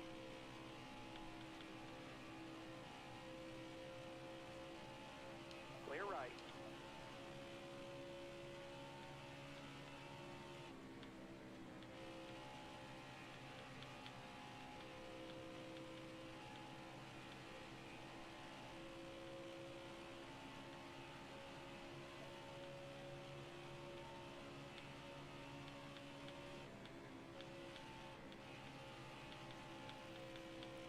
I'm really hoping Pocono never goes away. I'm already upset that I got one day taken away, especially with these, like I was saying, the Gen 7 cars being way better to drive and more difficult. I feel like that track plus Pocono is a good combination. Just a couple more turns. I just worry. And it kind of sucks because Pocono, no matter how you feel about the racing, the attendance has always been extremely good. It was one of the few tracks that would always sell out, and it was one of the few tracks too that didn't remove grandstands. Like, so it still performed really well in terms of attendance and sales.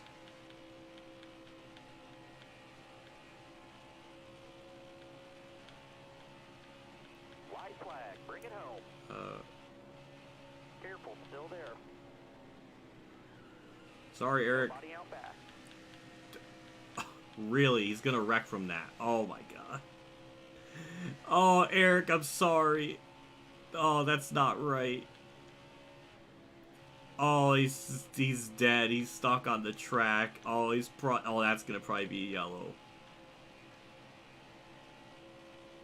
No? Alright. Well, on that stage, Okay, I'll take it. I'll take it. Another YouTuber named Rumi. Rumi Official. Oh, okay. Guess I'll have to check them out.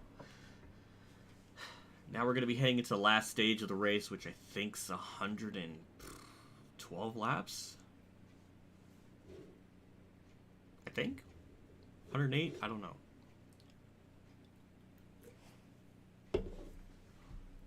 That's their stage 2 results. Pretty much the same as before. Poor Eric Jones got completely obliterated.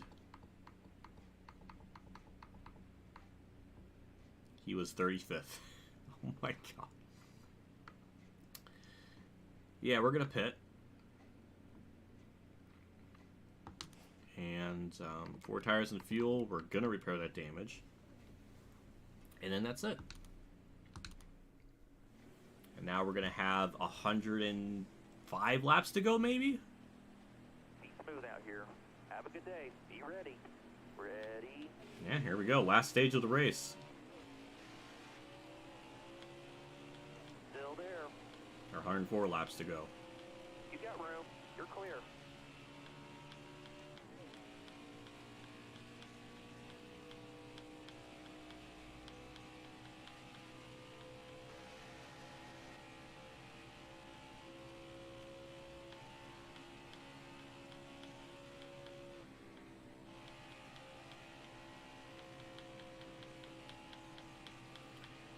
And now all we'll try to do is just hold on to lead, defend, just kind of hold the bottom lane as much as we can. As you see, they're trying very hard to poke their nose in there. But no. They're going to pass me. They're going to have to do it the good old-fashioned American way on the outside. Got one outside now.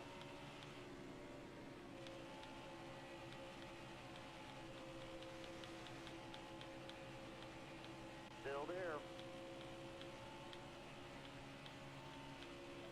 Wow, he did it. Right side. I don't even know what to say. He did it. He drove out. Oh my god. Oh my god. Alright, Larson. Thank you. Damn. Careful. Still there. Clear right. How cool an octagon. Oh my god. I can't even process like how that would work. Keep it up. That was your best lap ever. That would be really goofy looking.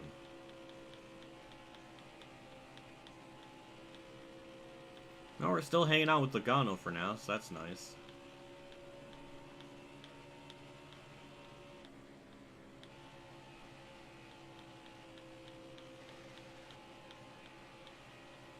I don't know, something always keeps happening to Harvick on these starts. He just keeps losing spots or something.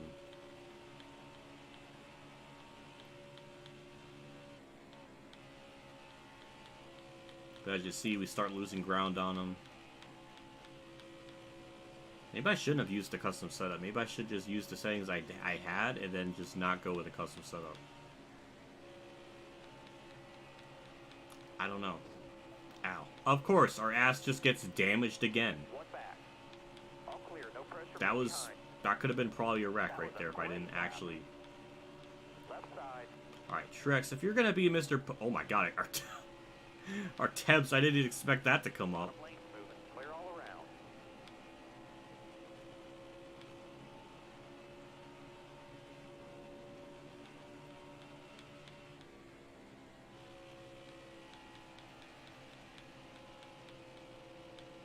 Ow.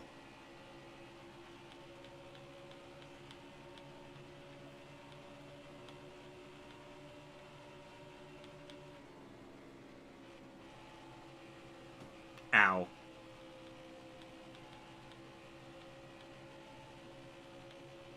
Careful. Still there.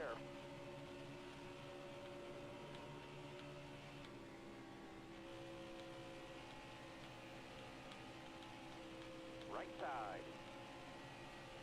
I want a track where each corner takes like 2 miles to get to. So it's like an 8-mile track.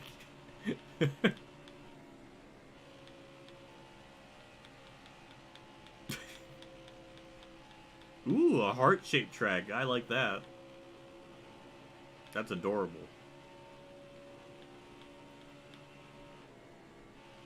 Still there.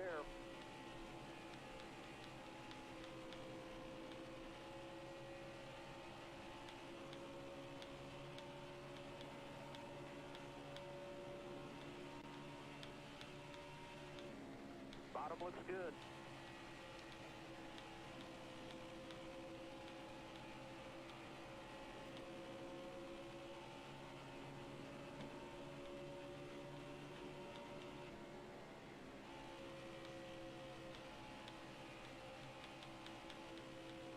Still losing ground on him.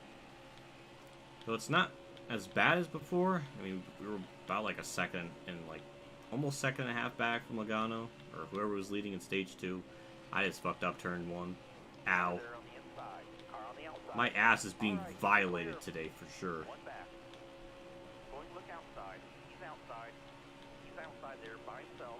Clear low, bud.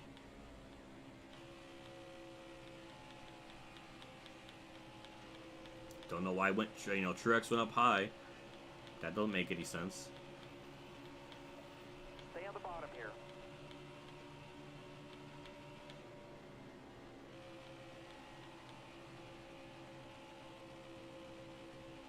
Still there.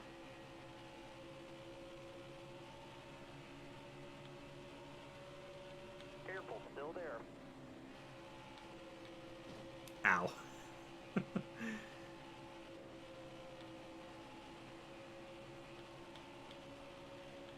Stay left. Come and see quick. Left side's clear. Hard from the outside. Outside. Wow. Careful, still Oh. there. I just like how casual Harvick just goes around me on the outside like nothing.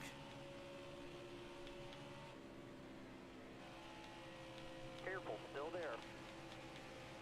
I'm still trying to kind of keep up with them. Oh, Brad's gonna help me now. Careful, still there. He's gonna dent. He's gonna put his name to use and dent me like a wizard. Careful, still there. I tried.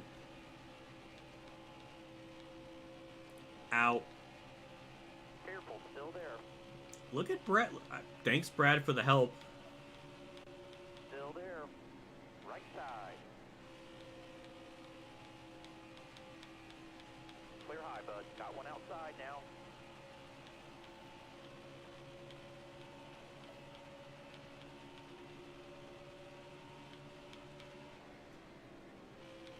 Still there. Right side.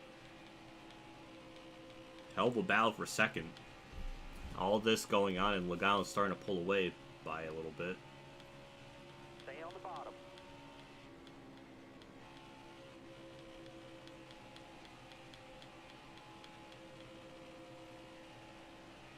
Careful, still Yeah, there. I mean, it's... Ow. Clear right.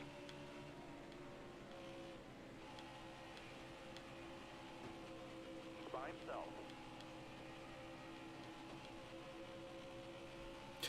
We like to make up words here on the WhatiFRacing Network.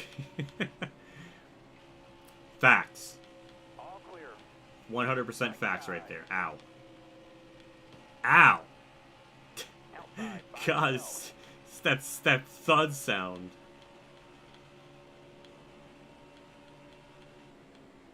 Clear all around.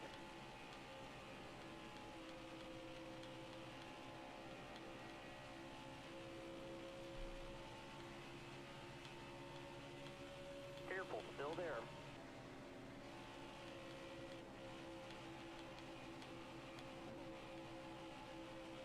You're all clear up top, left side. All clear, all clear. No pressure from behind.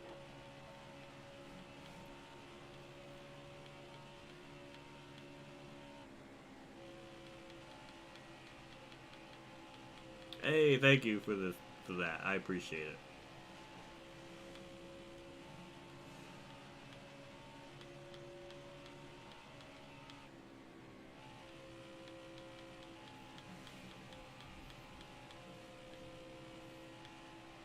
Yeah, I was starting to catch him a little bit. It was about 1.5. Gained about 10th on him.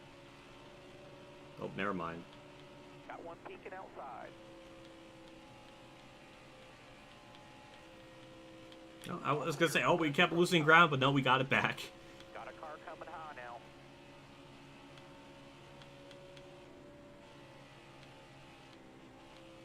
All clear. A track that's a perfect circle would be really annoying. I don't think that would be good at all. Right side. Actually, in the SRX game, there is a dirt track that's a circle, like a complete circle. And I hated it on that, so I don't think it would be a good idea. Look ahead for me. Clear outside. Right side. Yeah, we're still losing ground to them.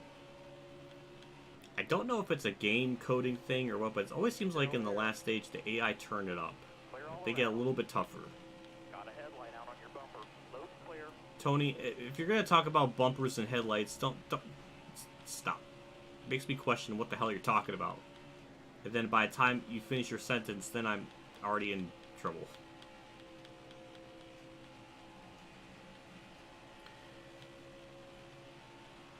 But yeah, I think lap traffic's gonna be the big issue once Logano catches them. That was kind of the issue with before.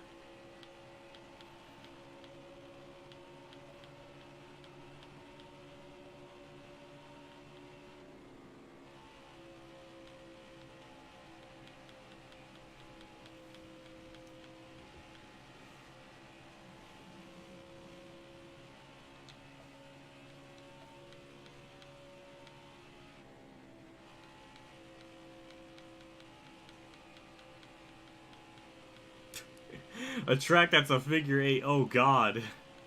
Oh god, that would be an utter disaster.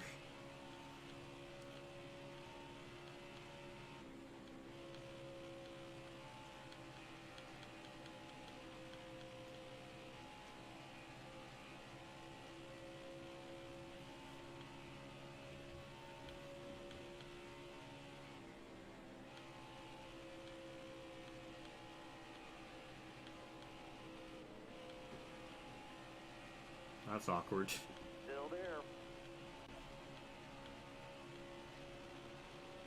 At your bumper. Clear high. Clear high. Half the field, yeah. I see what you're doing there. That's a Tony Stewart quote from the spring Talladega race in 2012, where he had that really great interview. That was legendary. I love that.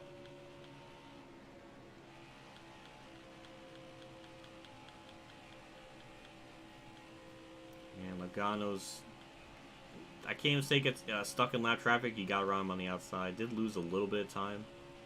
Well, about a tenth worth.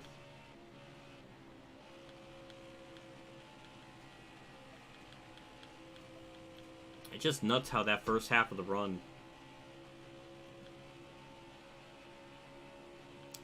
how they're pretty competitive, and in the second half, I gained like 8 seconds on them.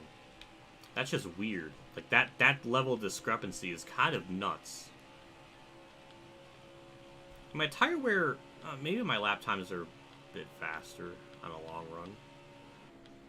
I don't know, I haven't really looked at the interval to kind of figure it out. Nobody out back. Yeah, now Logano's getting held in some major lap traffic.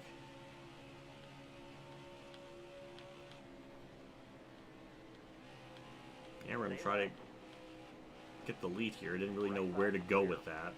And I basically just helped them out. God damn it.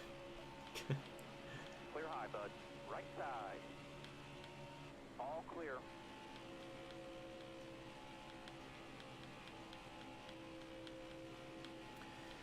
To be a bridge at the intersection point. Okay. Oh god, that was a voice crack.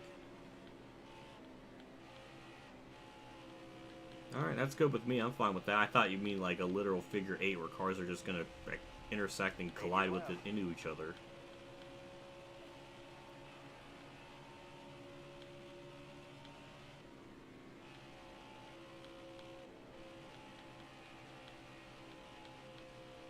And we'll get to the inside Logano, a little bit of side draft.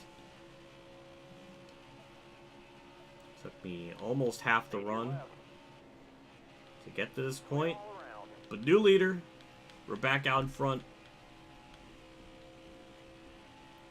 And now we're just gonna try to cruise. Track shaped like the McDonald's logo. Oh god. That was an awful turn 1. My god. That was awful.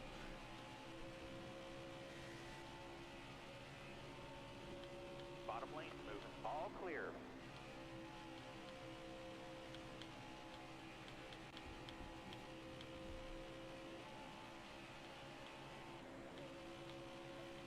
Still there.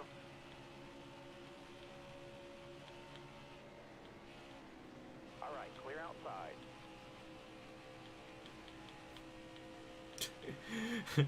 Trap shape. Track shaped like Delaware. Oh my god. That's... What do I even say to that? I'm surprised there isn't a track that's like the McDonald's logo. Track shaped like the United. It'll be a long race. It'll be a long ass race.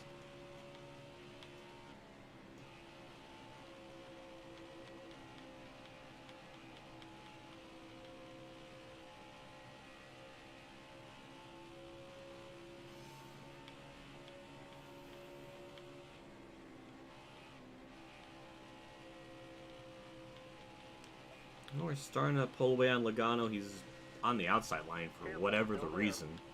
Nobody out back.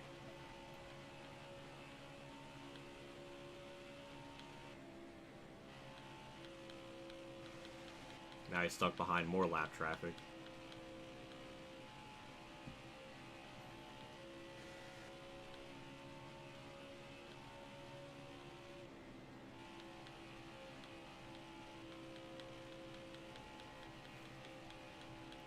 Well, I'm hoping we get a yellow at some point. Maybe with like 40 to go. 40 to go, I mean. Stay to your left. That'll be kind of neat. Because it seems like it takes about 25 laps for a car to really kick in. If we get a yellow under 30 to go, then I'll start to be a little bit concerned. Then I feel like the race will get really interesting. Anything, if it's like 20 to go and then the yellow comes out, then we're going to be screwed. Because then we'll definitely not have a shot to win. Because our car takes way too long for it to kind of come in. And we're not really going to have lap traffic, so... It has to come out with around 30 to go.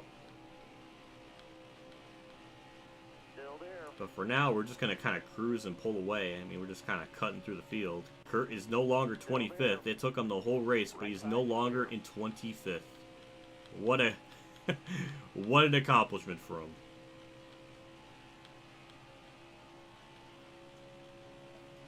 I hope that's not indicative of how he's going to run Dakota today. Because that would be really disappointing.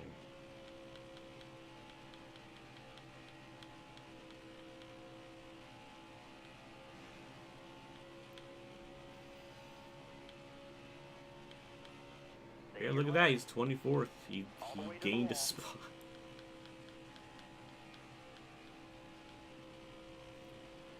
The United States to coast to coast. Oh my god, 600 hours. Can you imagine a 600 hour long race?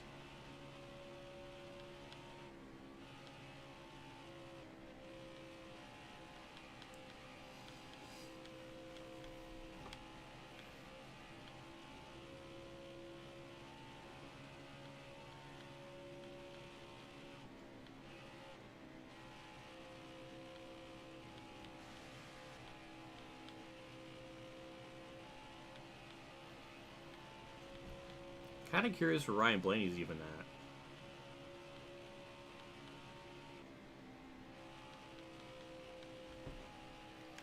Last I checked, he was running like 12th. That's about where he's been the whole race. So he's been about one lap down or two. Something like that.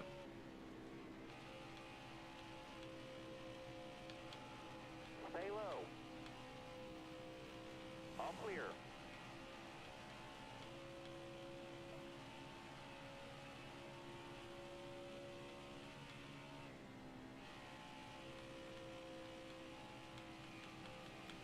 Ooh. Ooh. Oh yeah, I think somebody else asked me this a little bit ago. Not in this stream, but like in a different stream. Why I became a Kurt fan. It's a long story. So grab some snacks.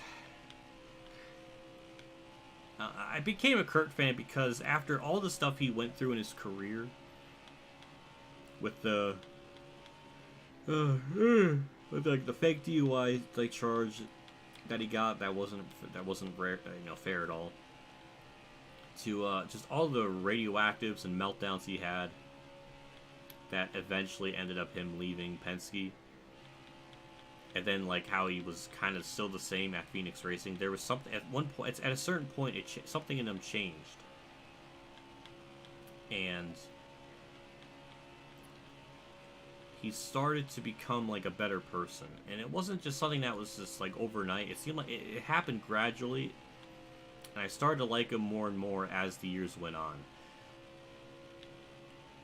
Like in 2013, I was noticing Kurt being different. Like, he kind of... I mean, he still had a little bit of that in him.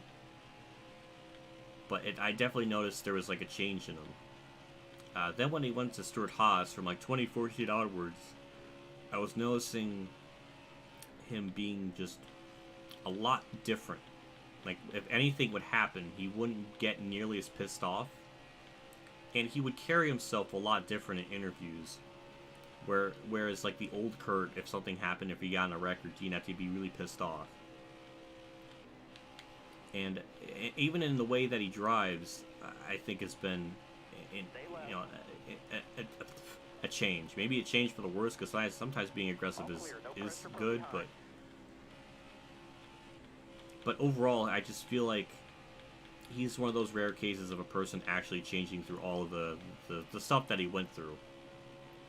And really becoming a better person through it. And I do think it's very genuine and very sincere. And it's really good in the... if you watch the Kurt Busch, The Outlaw video, that came out in 2013 maybe? Or at the end of 2012. There was like a mini documentary about Kurt and all the stuff he went through. Up to that point, like 2012, and it was a really interesting watch to get his perspective on the situation of things.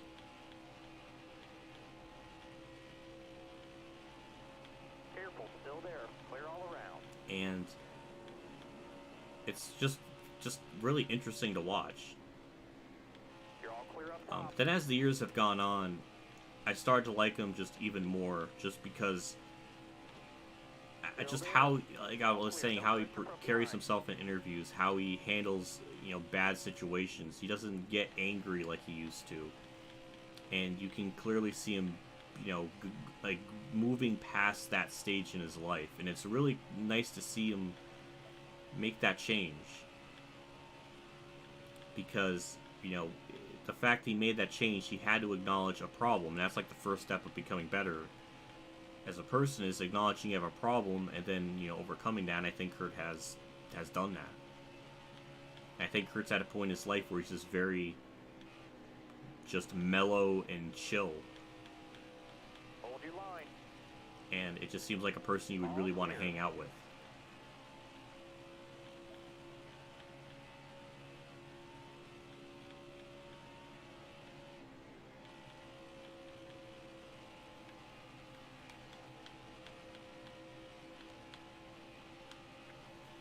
But then you got Kyle Busch, on the other hand, who's not changed at all. Still the same old Kyle, and sometimes it's good. Like, sometimes when he calls out NASCAR for, like, a shitty package or being upset. Like, there's instances where Kyle can be right on something, but there's, a lot of time I really just, I can't stand him. He's basically like Kurt, but, like, worse. Because Kurt eventually was able to change and be better, while Kyle just hasn't done that.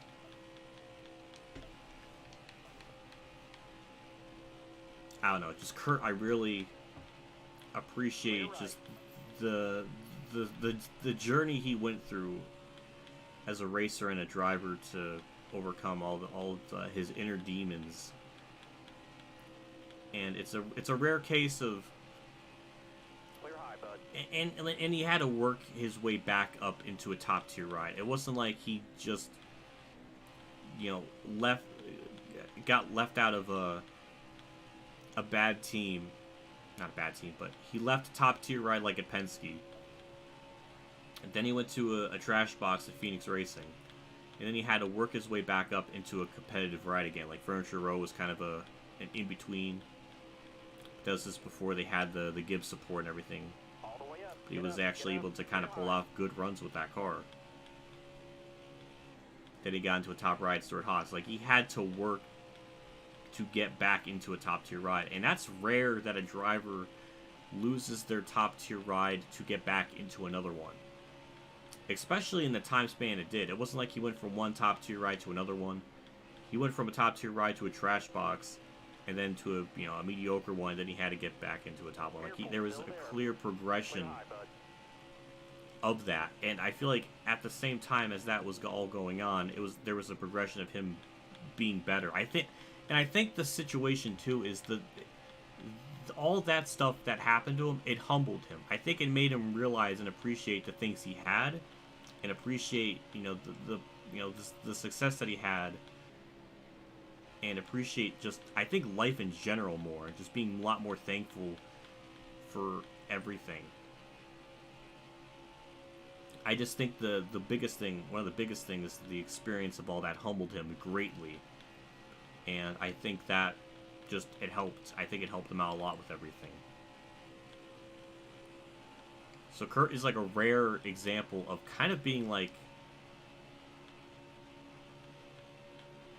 he is like the ultimate anime. He is like the NASCAR version of Robin, a character. Well, I mean, not really, because I mean that's a whole other like different story. But it's slightly similar.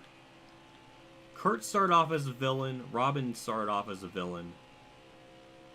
But then as the story goes, we learn more about the character. We learn more that they're not nearly, well, Robin's a whole other different case.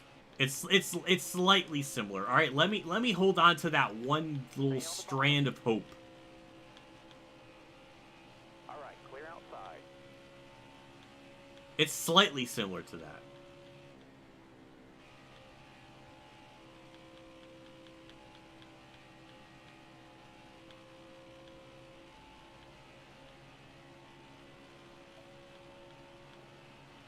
Yeah, in that Outlaw documentary, he said when he got suspended for those, like, I don't know if it was 2 weeks or a week, but it really messed with him. Like, it really made him realize,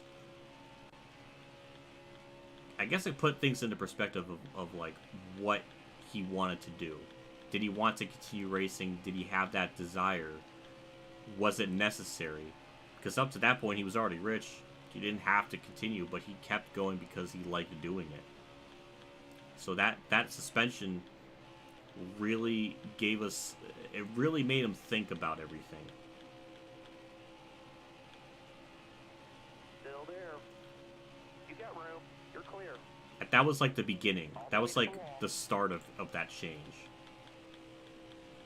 And yeah, Dave 500 is right. Kyle Busch never went through that type of stuff. He never had a chance, or never had a moment in his career where he got suspended and had to sit out a couple of races.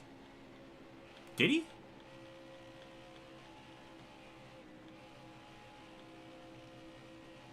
Like, nobody out back. I know, like, in 2011, did he get... God, I can't remember. I think he got suspended for the rest of the, like, the truck and Busch series. But then again, there was only, like, 2 more races left after that, so that's really not much of a suspension. But was he suspended in the Cup series, though, for those 2 races? I'm probably mixing it up with Kenseth, but somebody could fact-check that. I don't think he got suspended in the Cup series.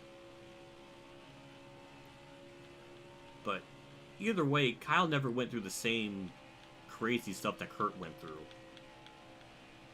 So it kind of kept him the same. Kyle's like a version of Kurt if Kurt never had that penalty. Like that race suspension.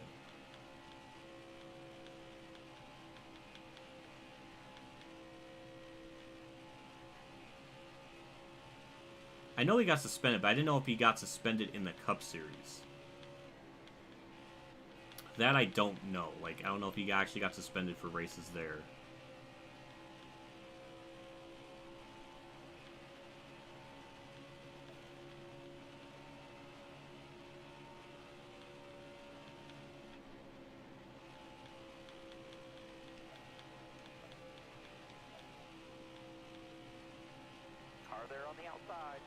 That was a long-winded explanation of why I like Kurt. Oh my god.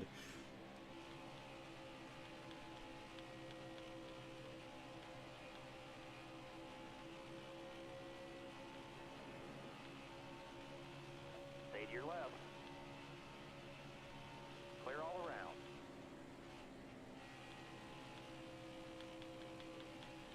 That is true. That is true. His full-time Cup ride and full Cup was never threatened like Kurt. Yeah, that is 100% true. He's low on fuel, bud. Watch those tires.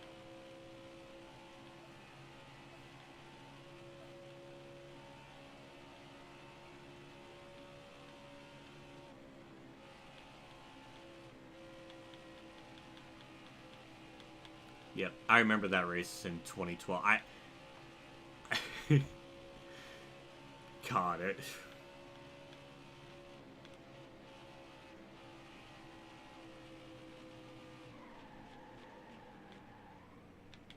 Slow down. We need fuel. Let's pit. I thought we were gonna get a penalty. I was really close to getting one. My God. All right, we're good. Yeah, I remember that. I remember that thinking at the time because, like, I still didn't. Like, I only started liking Kurt right around 2013.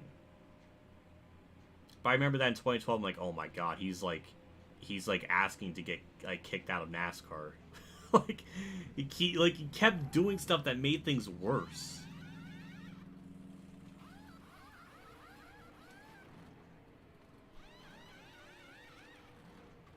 Oh, really? M&M's didn't get appear on the car for the rest of the season after that. Oh my, I never knew that. I was so fixated on the Stewart and Edwards battle, I don't even remember that. That's nuts. That's insane to think about, that M&M's was not on this car. I guess I just didn't notice it because of all the other point battle stuff going on. That car ahead of you is pitting. That's interesting. I didn't know that. I mean, he probably had like another sponsor or something. I don't think he was just unsponsored. I think he had some kind of other other primary. But yeah, it's wild because for the longest time I didn't like Kurt. He would be like the last driver I would, I would like, but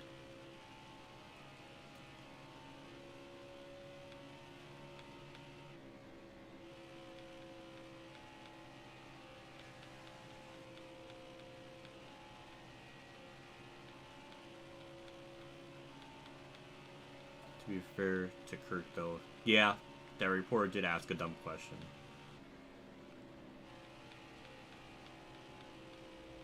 I agree, it was dumb.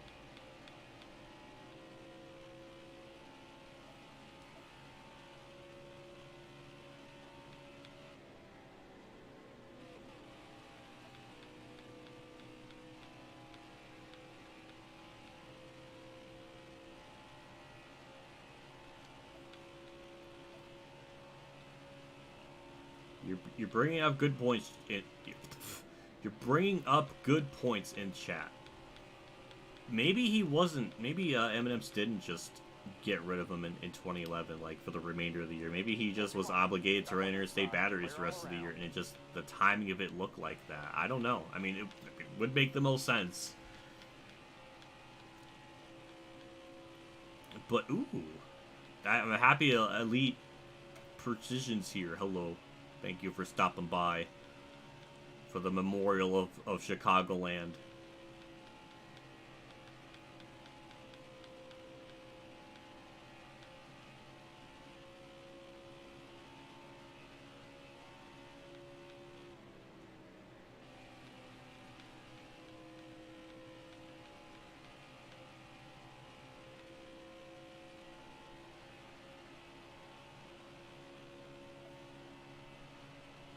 That's why I always like how Tony Stewart.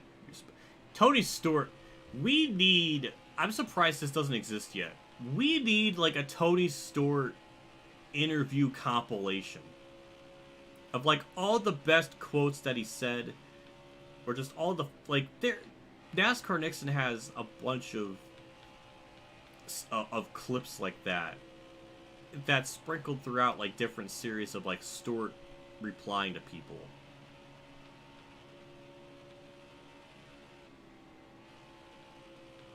And it's glorious. It's absolutely glorious. The man, that's like why I love Stewart so much, because like he's so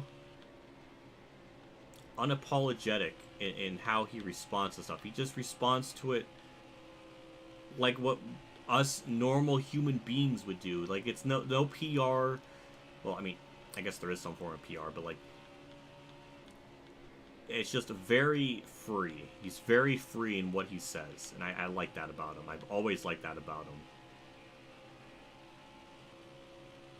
Still there. Clear all around. Oh my god, so it is right. Mars did do that. They got rid of it as like the last straw. Ooh. Damn, I didn't know that. That makes it even more interesting.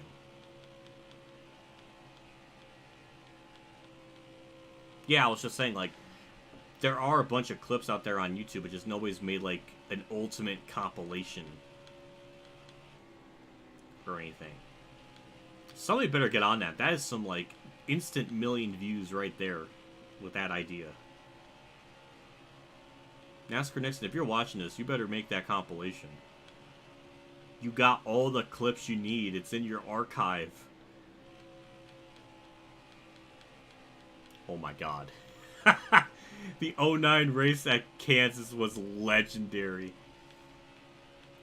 Well, I'm thinking of the one where they were saying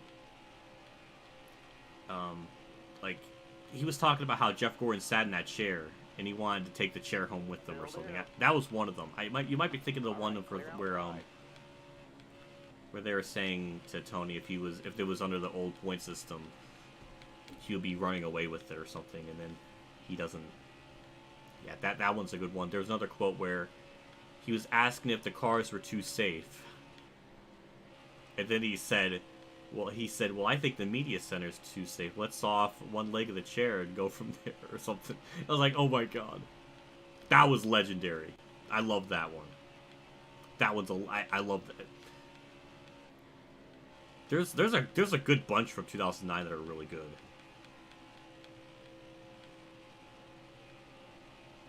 If only you had more free time, you'd do that. That would, oh, that would be amazing. Someone's definitely got to do a compilation like that.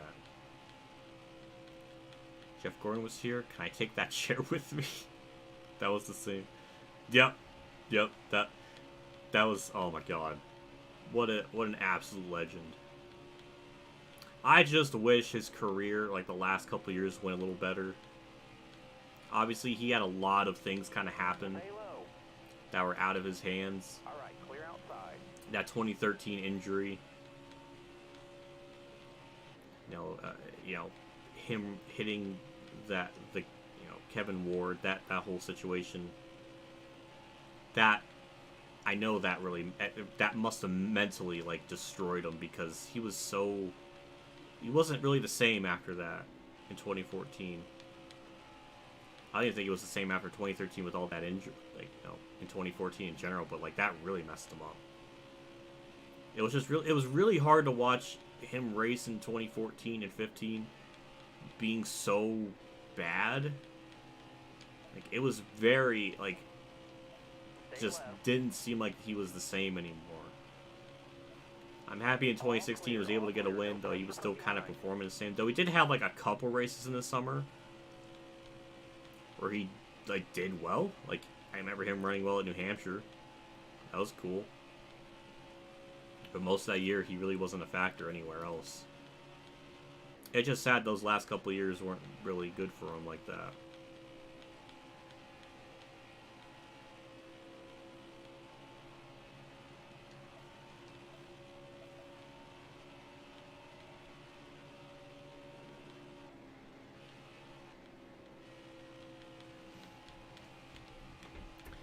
Yeah, that. Oh my god, I remember that interview, the press conference in 2014. That I never felt so bad for a driver than in that moment with Stewart, because you can clearly tell it physically and mentally broke him. Stay on the bottom. And I just think because of that incident, it really messed with him. Clear up top. I definitely think it changed him in how he perceived at least racing for a good bit. I think maybe he finally has moved past it because he does more different stuff. I think he's definitely, you know, gotten better. I think because he does have a wife now, he does.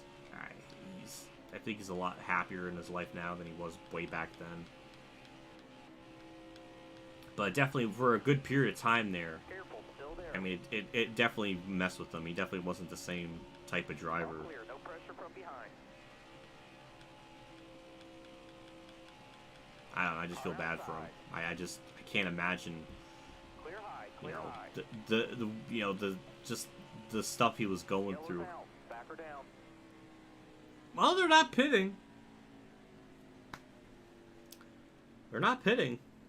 That changes everything in this race. Wow. Wow.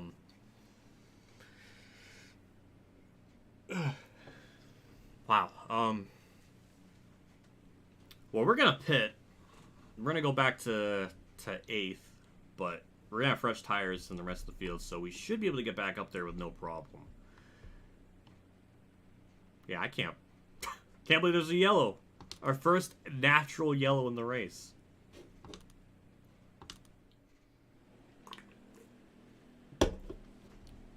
I don't know why on earth they didn't pit. Smooth out here. That doesn't make any sense to me. Ready. Got his nose there. To your door.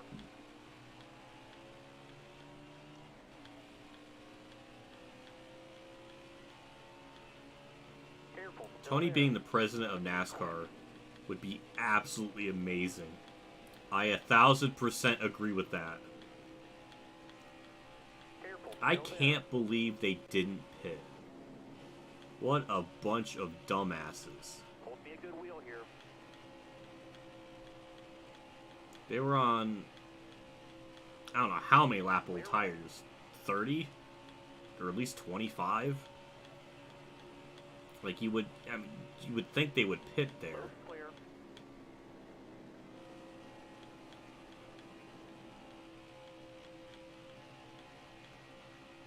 I don't know what the yellow was Still for, there. but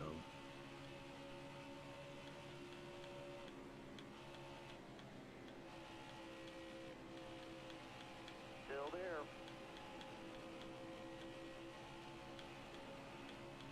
Nobody out back. any new drivers that I like? I don't really know. Stay on the bottom here. I mean, I was gonna say like all the college drivers, but Allmendinger's not young. Look ahead for me. Clear outside. Justin Haley, I guess. I guess that would be one. 20 laps to go. Not that long.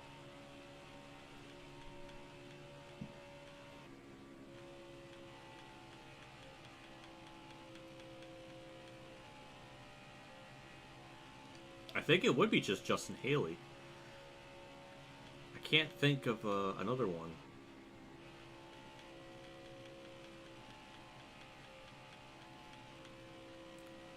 The whole upper echelon needs to go flat. Facts. I do think that we need. This is a case of like we need Thanos to wipe out half of NASCAR. Half of NASCAR's executives. Wipe them out of existence. Wipe half of them out, and then we will have a shot. We might have a shot of making NASCAR good again. It's insane, but you know what? I think Thanos has a point in that one instance.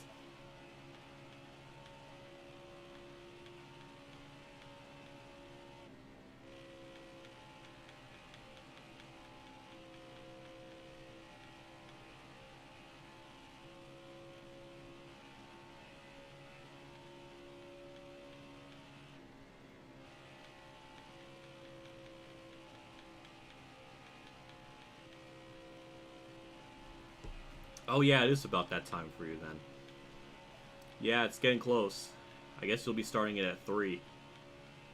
Well, good luck in the stream. I'll for sure tune in. Obviously I have to get my Sunday ritual food before I tune in to your stream and the race. So good luck with that. I'll for sure be in there in the chat.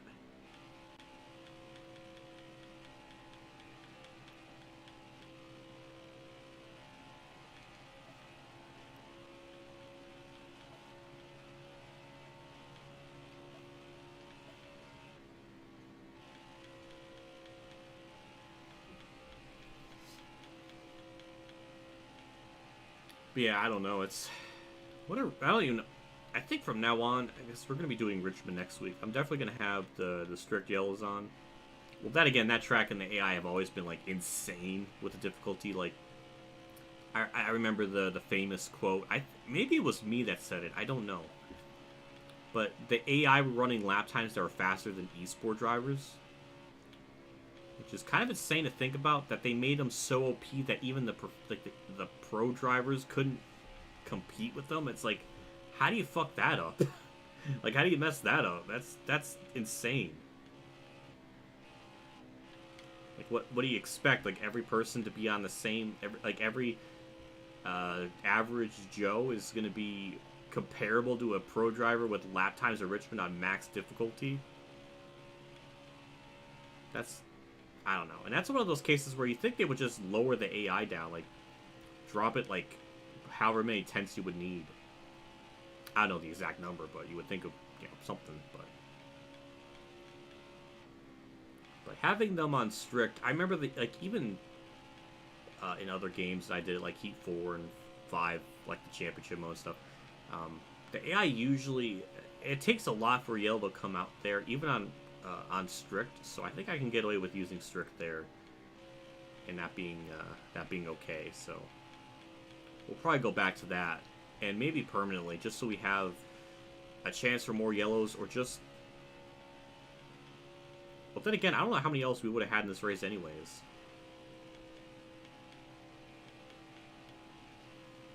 Because we only really saw one blow-up, and then we got another one that was actually yellow, so we really only could have had maybe one more instance of a yellow.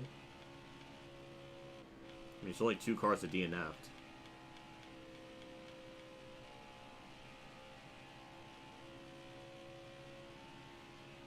Sucks that your home track. I know that I feel bad. I feel bad for everybody that's in that area to not have this track anymore. Oh, that's another engine failure.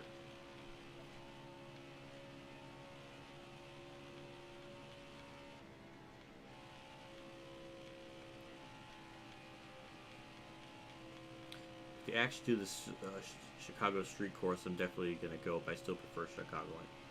Yeah, I feel bad for you. I mean, I almost feel like that just with Pocono losing a date. that upsets me.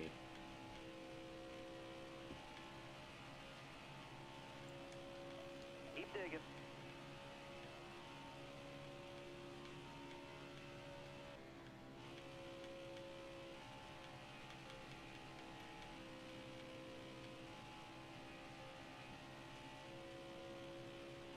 You're gonna go grab lunch before the race. Well, good luck on your lunch adventures, and hopefully the race is okay. I mean, this is really gonna be our first proper test of what the track's gonna be like without, rain and it being a complete shit show.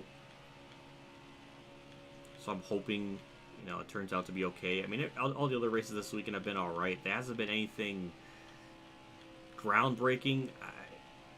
I just think the track's way too long. It's not optimized for, stock cars because it was designed for F1 cars. That's why you have crazy tight corners and stuff.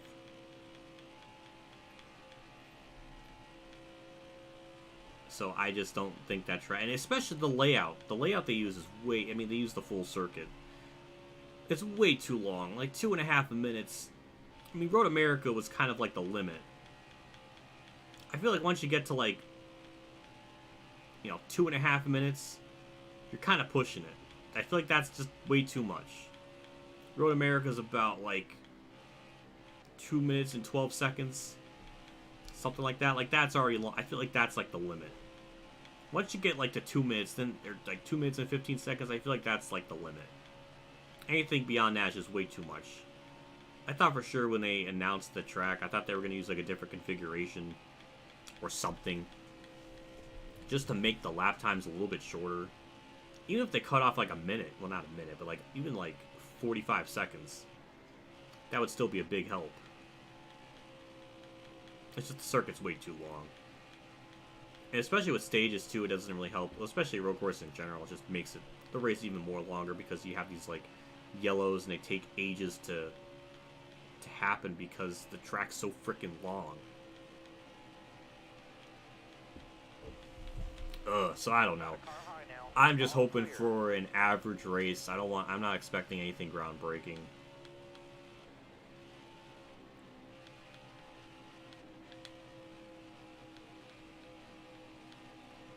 Yeah, it's funny you say that because I was thinking, I was basically thinking the same thing because I thought maybe, the track should definitely not be, shouldn't be using the full circuit at that track.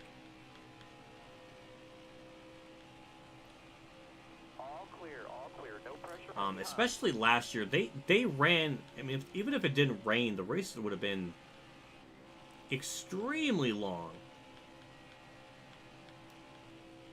There was, I don't know how many laps it was going to be. I don't know if it changed this year or what, but, like, it was an absurd amount of laps. It would have taken, like, 4 hours to complete. But usually at road courses, they're not, like, they're not that long.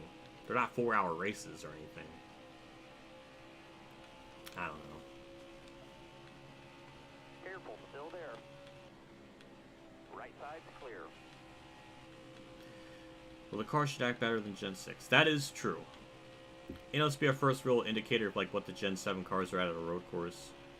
Again, I would have to imagine it's going to be better than last year's, but then again, last year's was such a shit show. I kind of expect it to be better. It just, depends on how much. Also, we're going to win this race.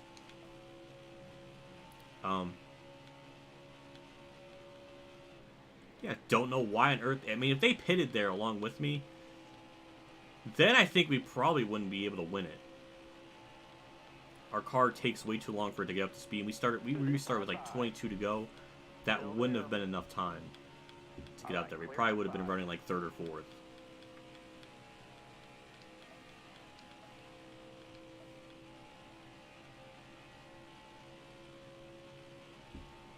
But from what the game's telling me, the game maybe thinks Logano will win Coda. I don't know. This is kind of just an off week race type thing. But yeah, here we come. White flag. White flag is in the air. White flag for me. White flag for Chicagoland. I'm gonna miss this track. It's a shame.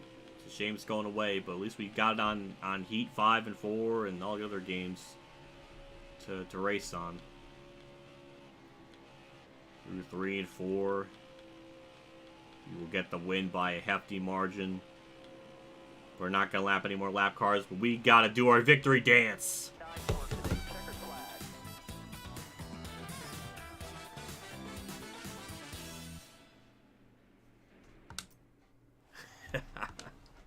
That was horribly timed and horribly mismatched, but we did it.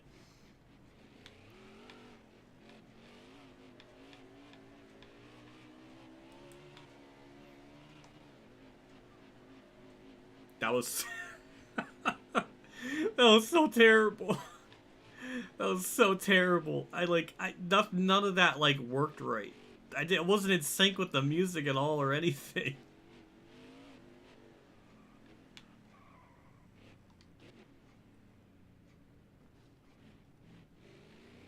Want to do my spinny doodles. It's hard because you can't go full throttle because the car wants to spin out.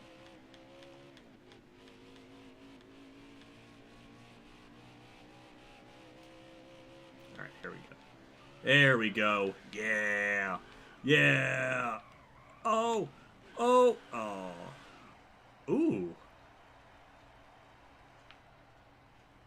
Fans like that one.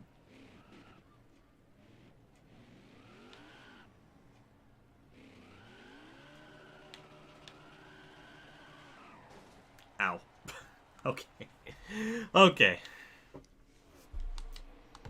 Take a look at the replay. The game will show it properly.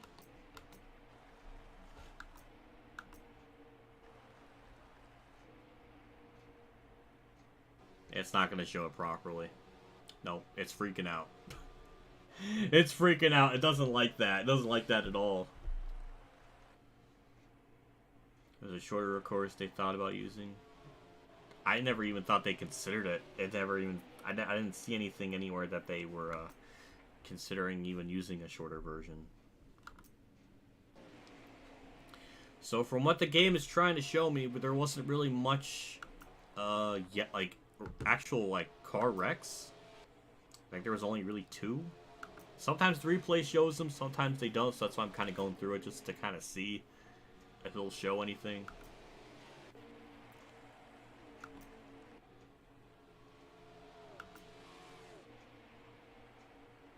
Oh, wait. Oh, no, that's that was the one I got into on the last lap of stage 2. So, yeah, I completely boned Eric Jones. Oh, William Byron just T-boned him. And that was it. Okay. Only one fatality. Any other yellows? I mean, we only had one. Hoping it shows it. No, it skipped it. Wow. It completely skipped it. That's fucked up. Well, yeah, no, that's it. Take a look at get our victory lane celebration. And, it looks nice. It still says a Ninja Turtle thing on there. That's from like oh my god. 2017, they did update that background since like 2017, and they kept it all the way through Heat 5. Like, my god. Fastest lap, Joe Logano with a 30.03. My god, that's fast. And we lead the most laps, 181 out of 267. Not bad. Michael O'Dell on the move, and bad tough break to Alex Bowman. Yikes. So we only have 8 or 9 on the lead lap. Tally Reddick went 2 laps down. Chris Buescher 11th. And Kurt got like 24th. No. Oh, we got 39th. Oh, was he the yellow? Oh, I'm even more upset.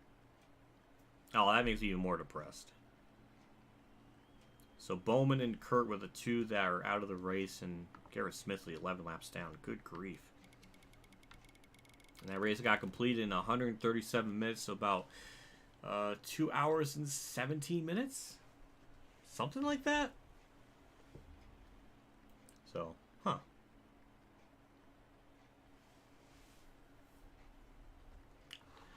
Yeah, there was a 2.2 mile version that was considered, but in the end they didn't do it. Wow, that's stupid.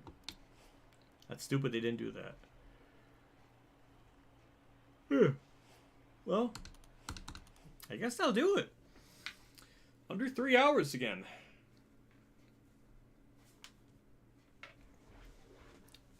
And right after the stream, I'm gonna go get food and watch Day 500's stream. So, yeah, rip to Chicagoland. Kind of a track that kind of started to grow on. Started to grow on me right at the end. Like 2018 was when I started to really like it. That was even before the finish. I was even saying like, wow, this race is pretty good. Like, pretty decent.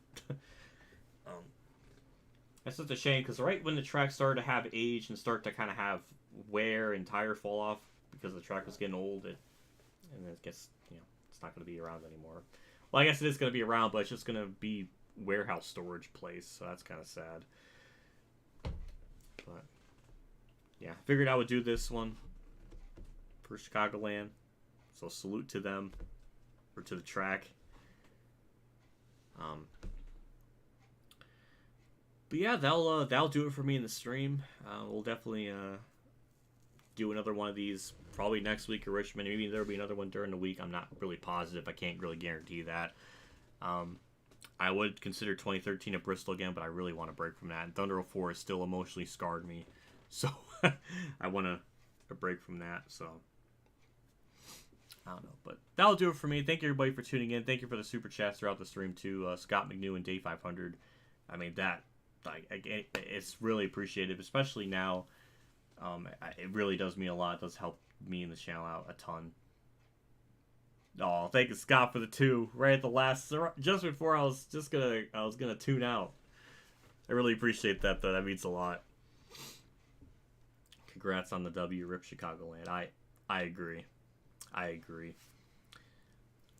Yeah, it's a shame. Congrats on the W, rip Chicagoland. I agree. Thank you for the 2. I really appreciate that. Thank you, Scott, for the $5 super chat and the $2 one throughout the stream. It means a lot. Day 500 as well with the 100. That helps out so much. I don't even know how to. I don't even know what can I even realistically do that can make it out to. Do I have to buy him a car with the amount of money he's giving me? Like, I don't know what I'm supposed to do. But yeah, that'll do it for me. I'm gonna get some food and all that good stuff. So take care. I'll see you all in NASCAR rate stuff this week or next week. And yeah, so either way, thanks for everybody stopping by. I'll see you all later, and as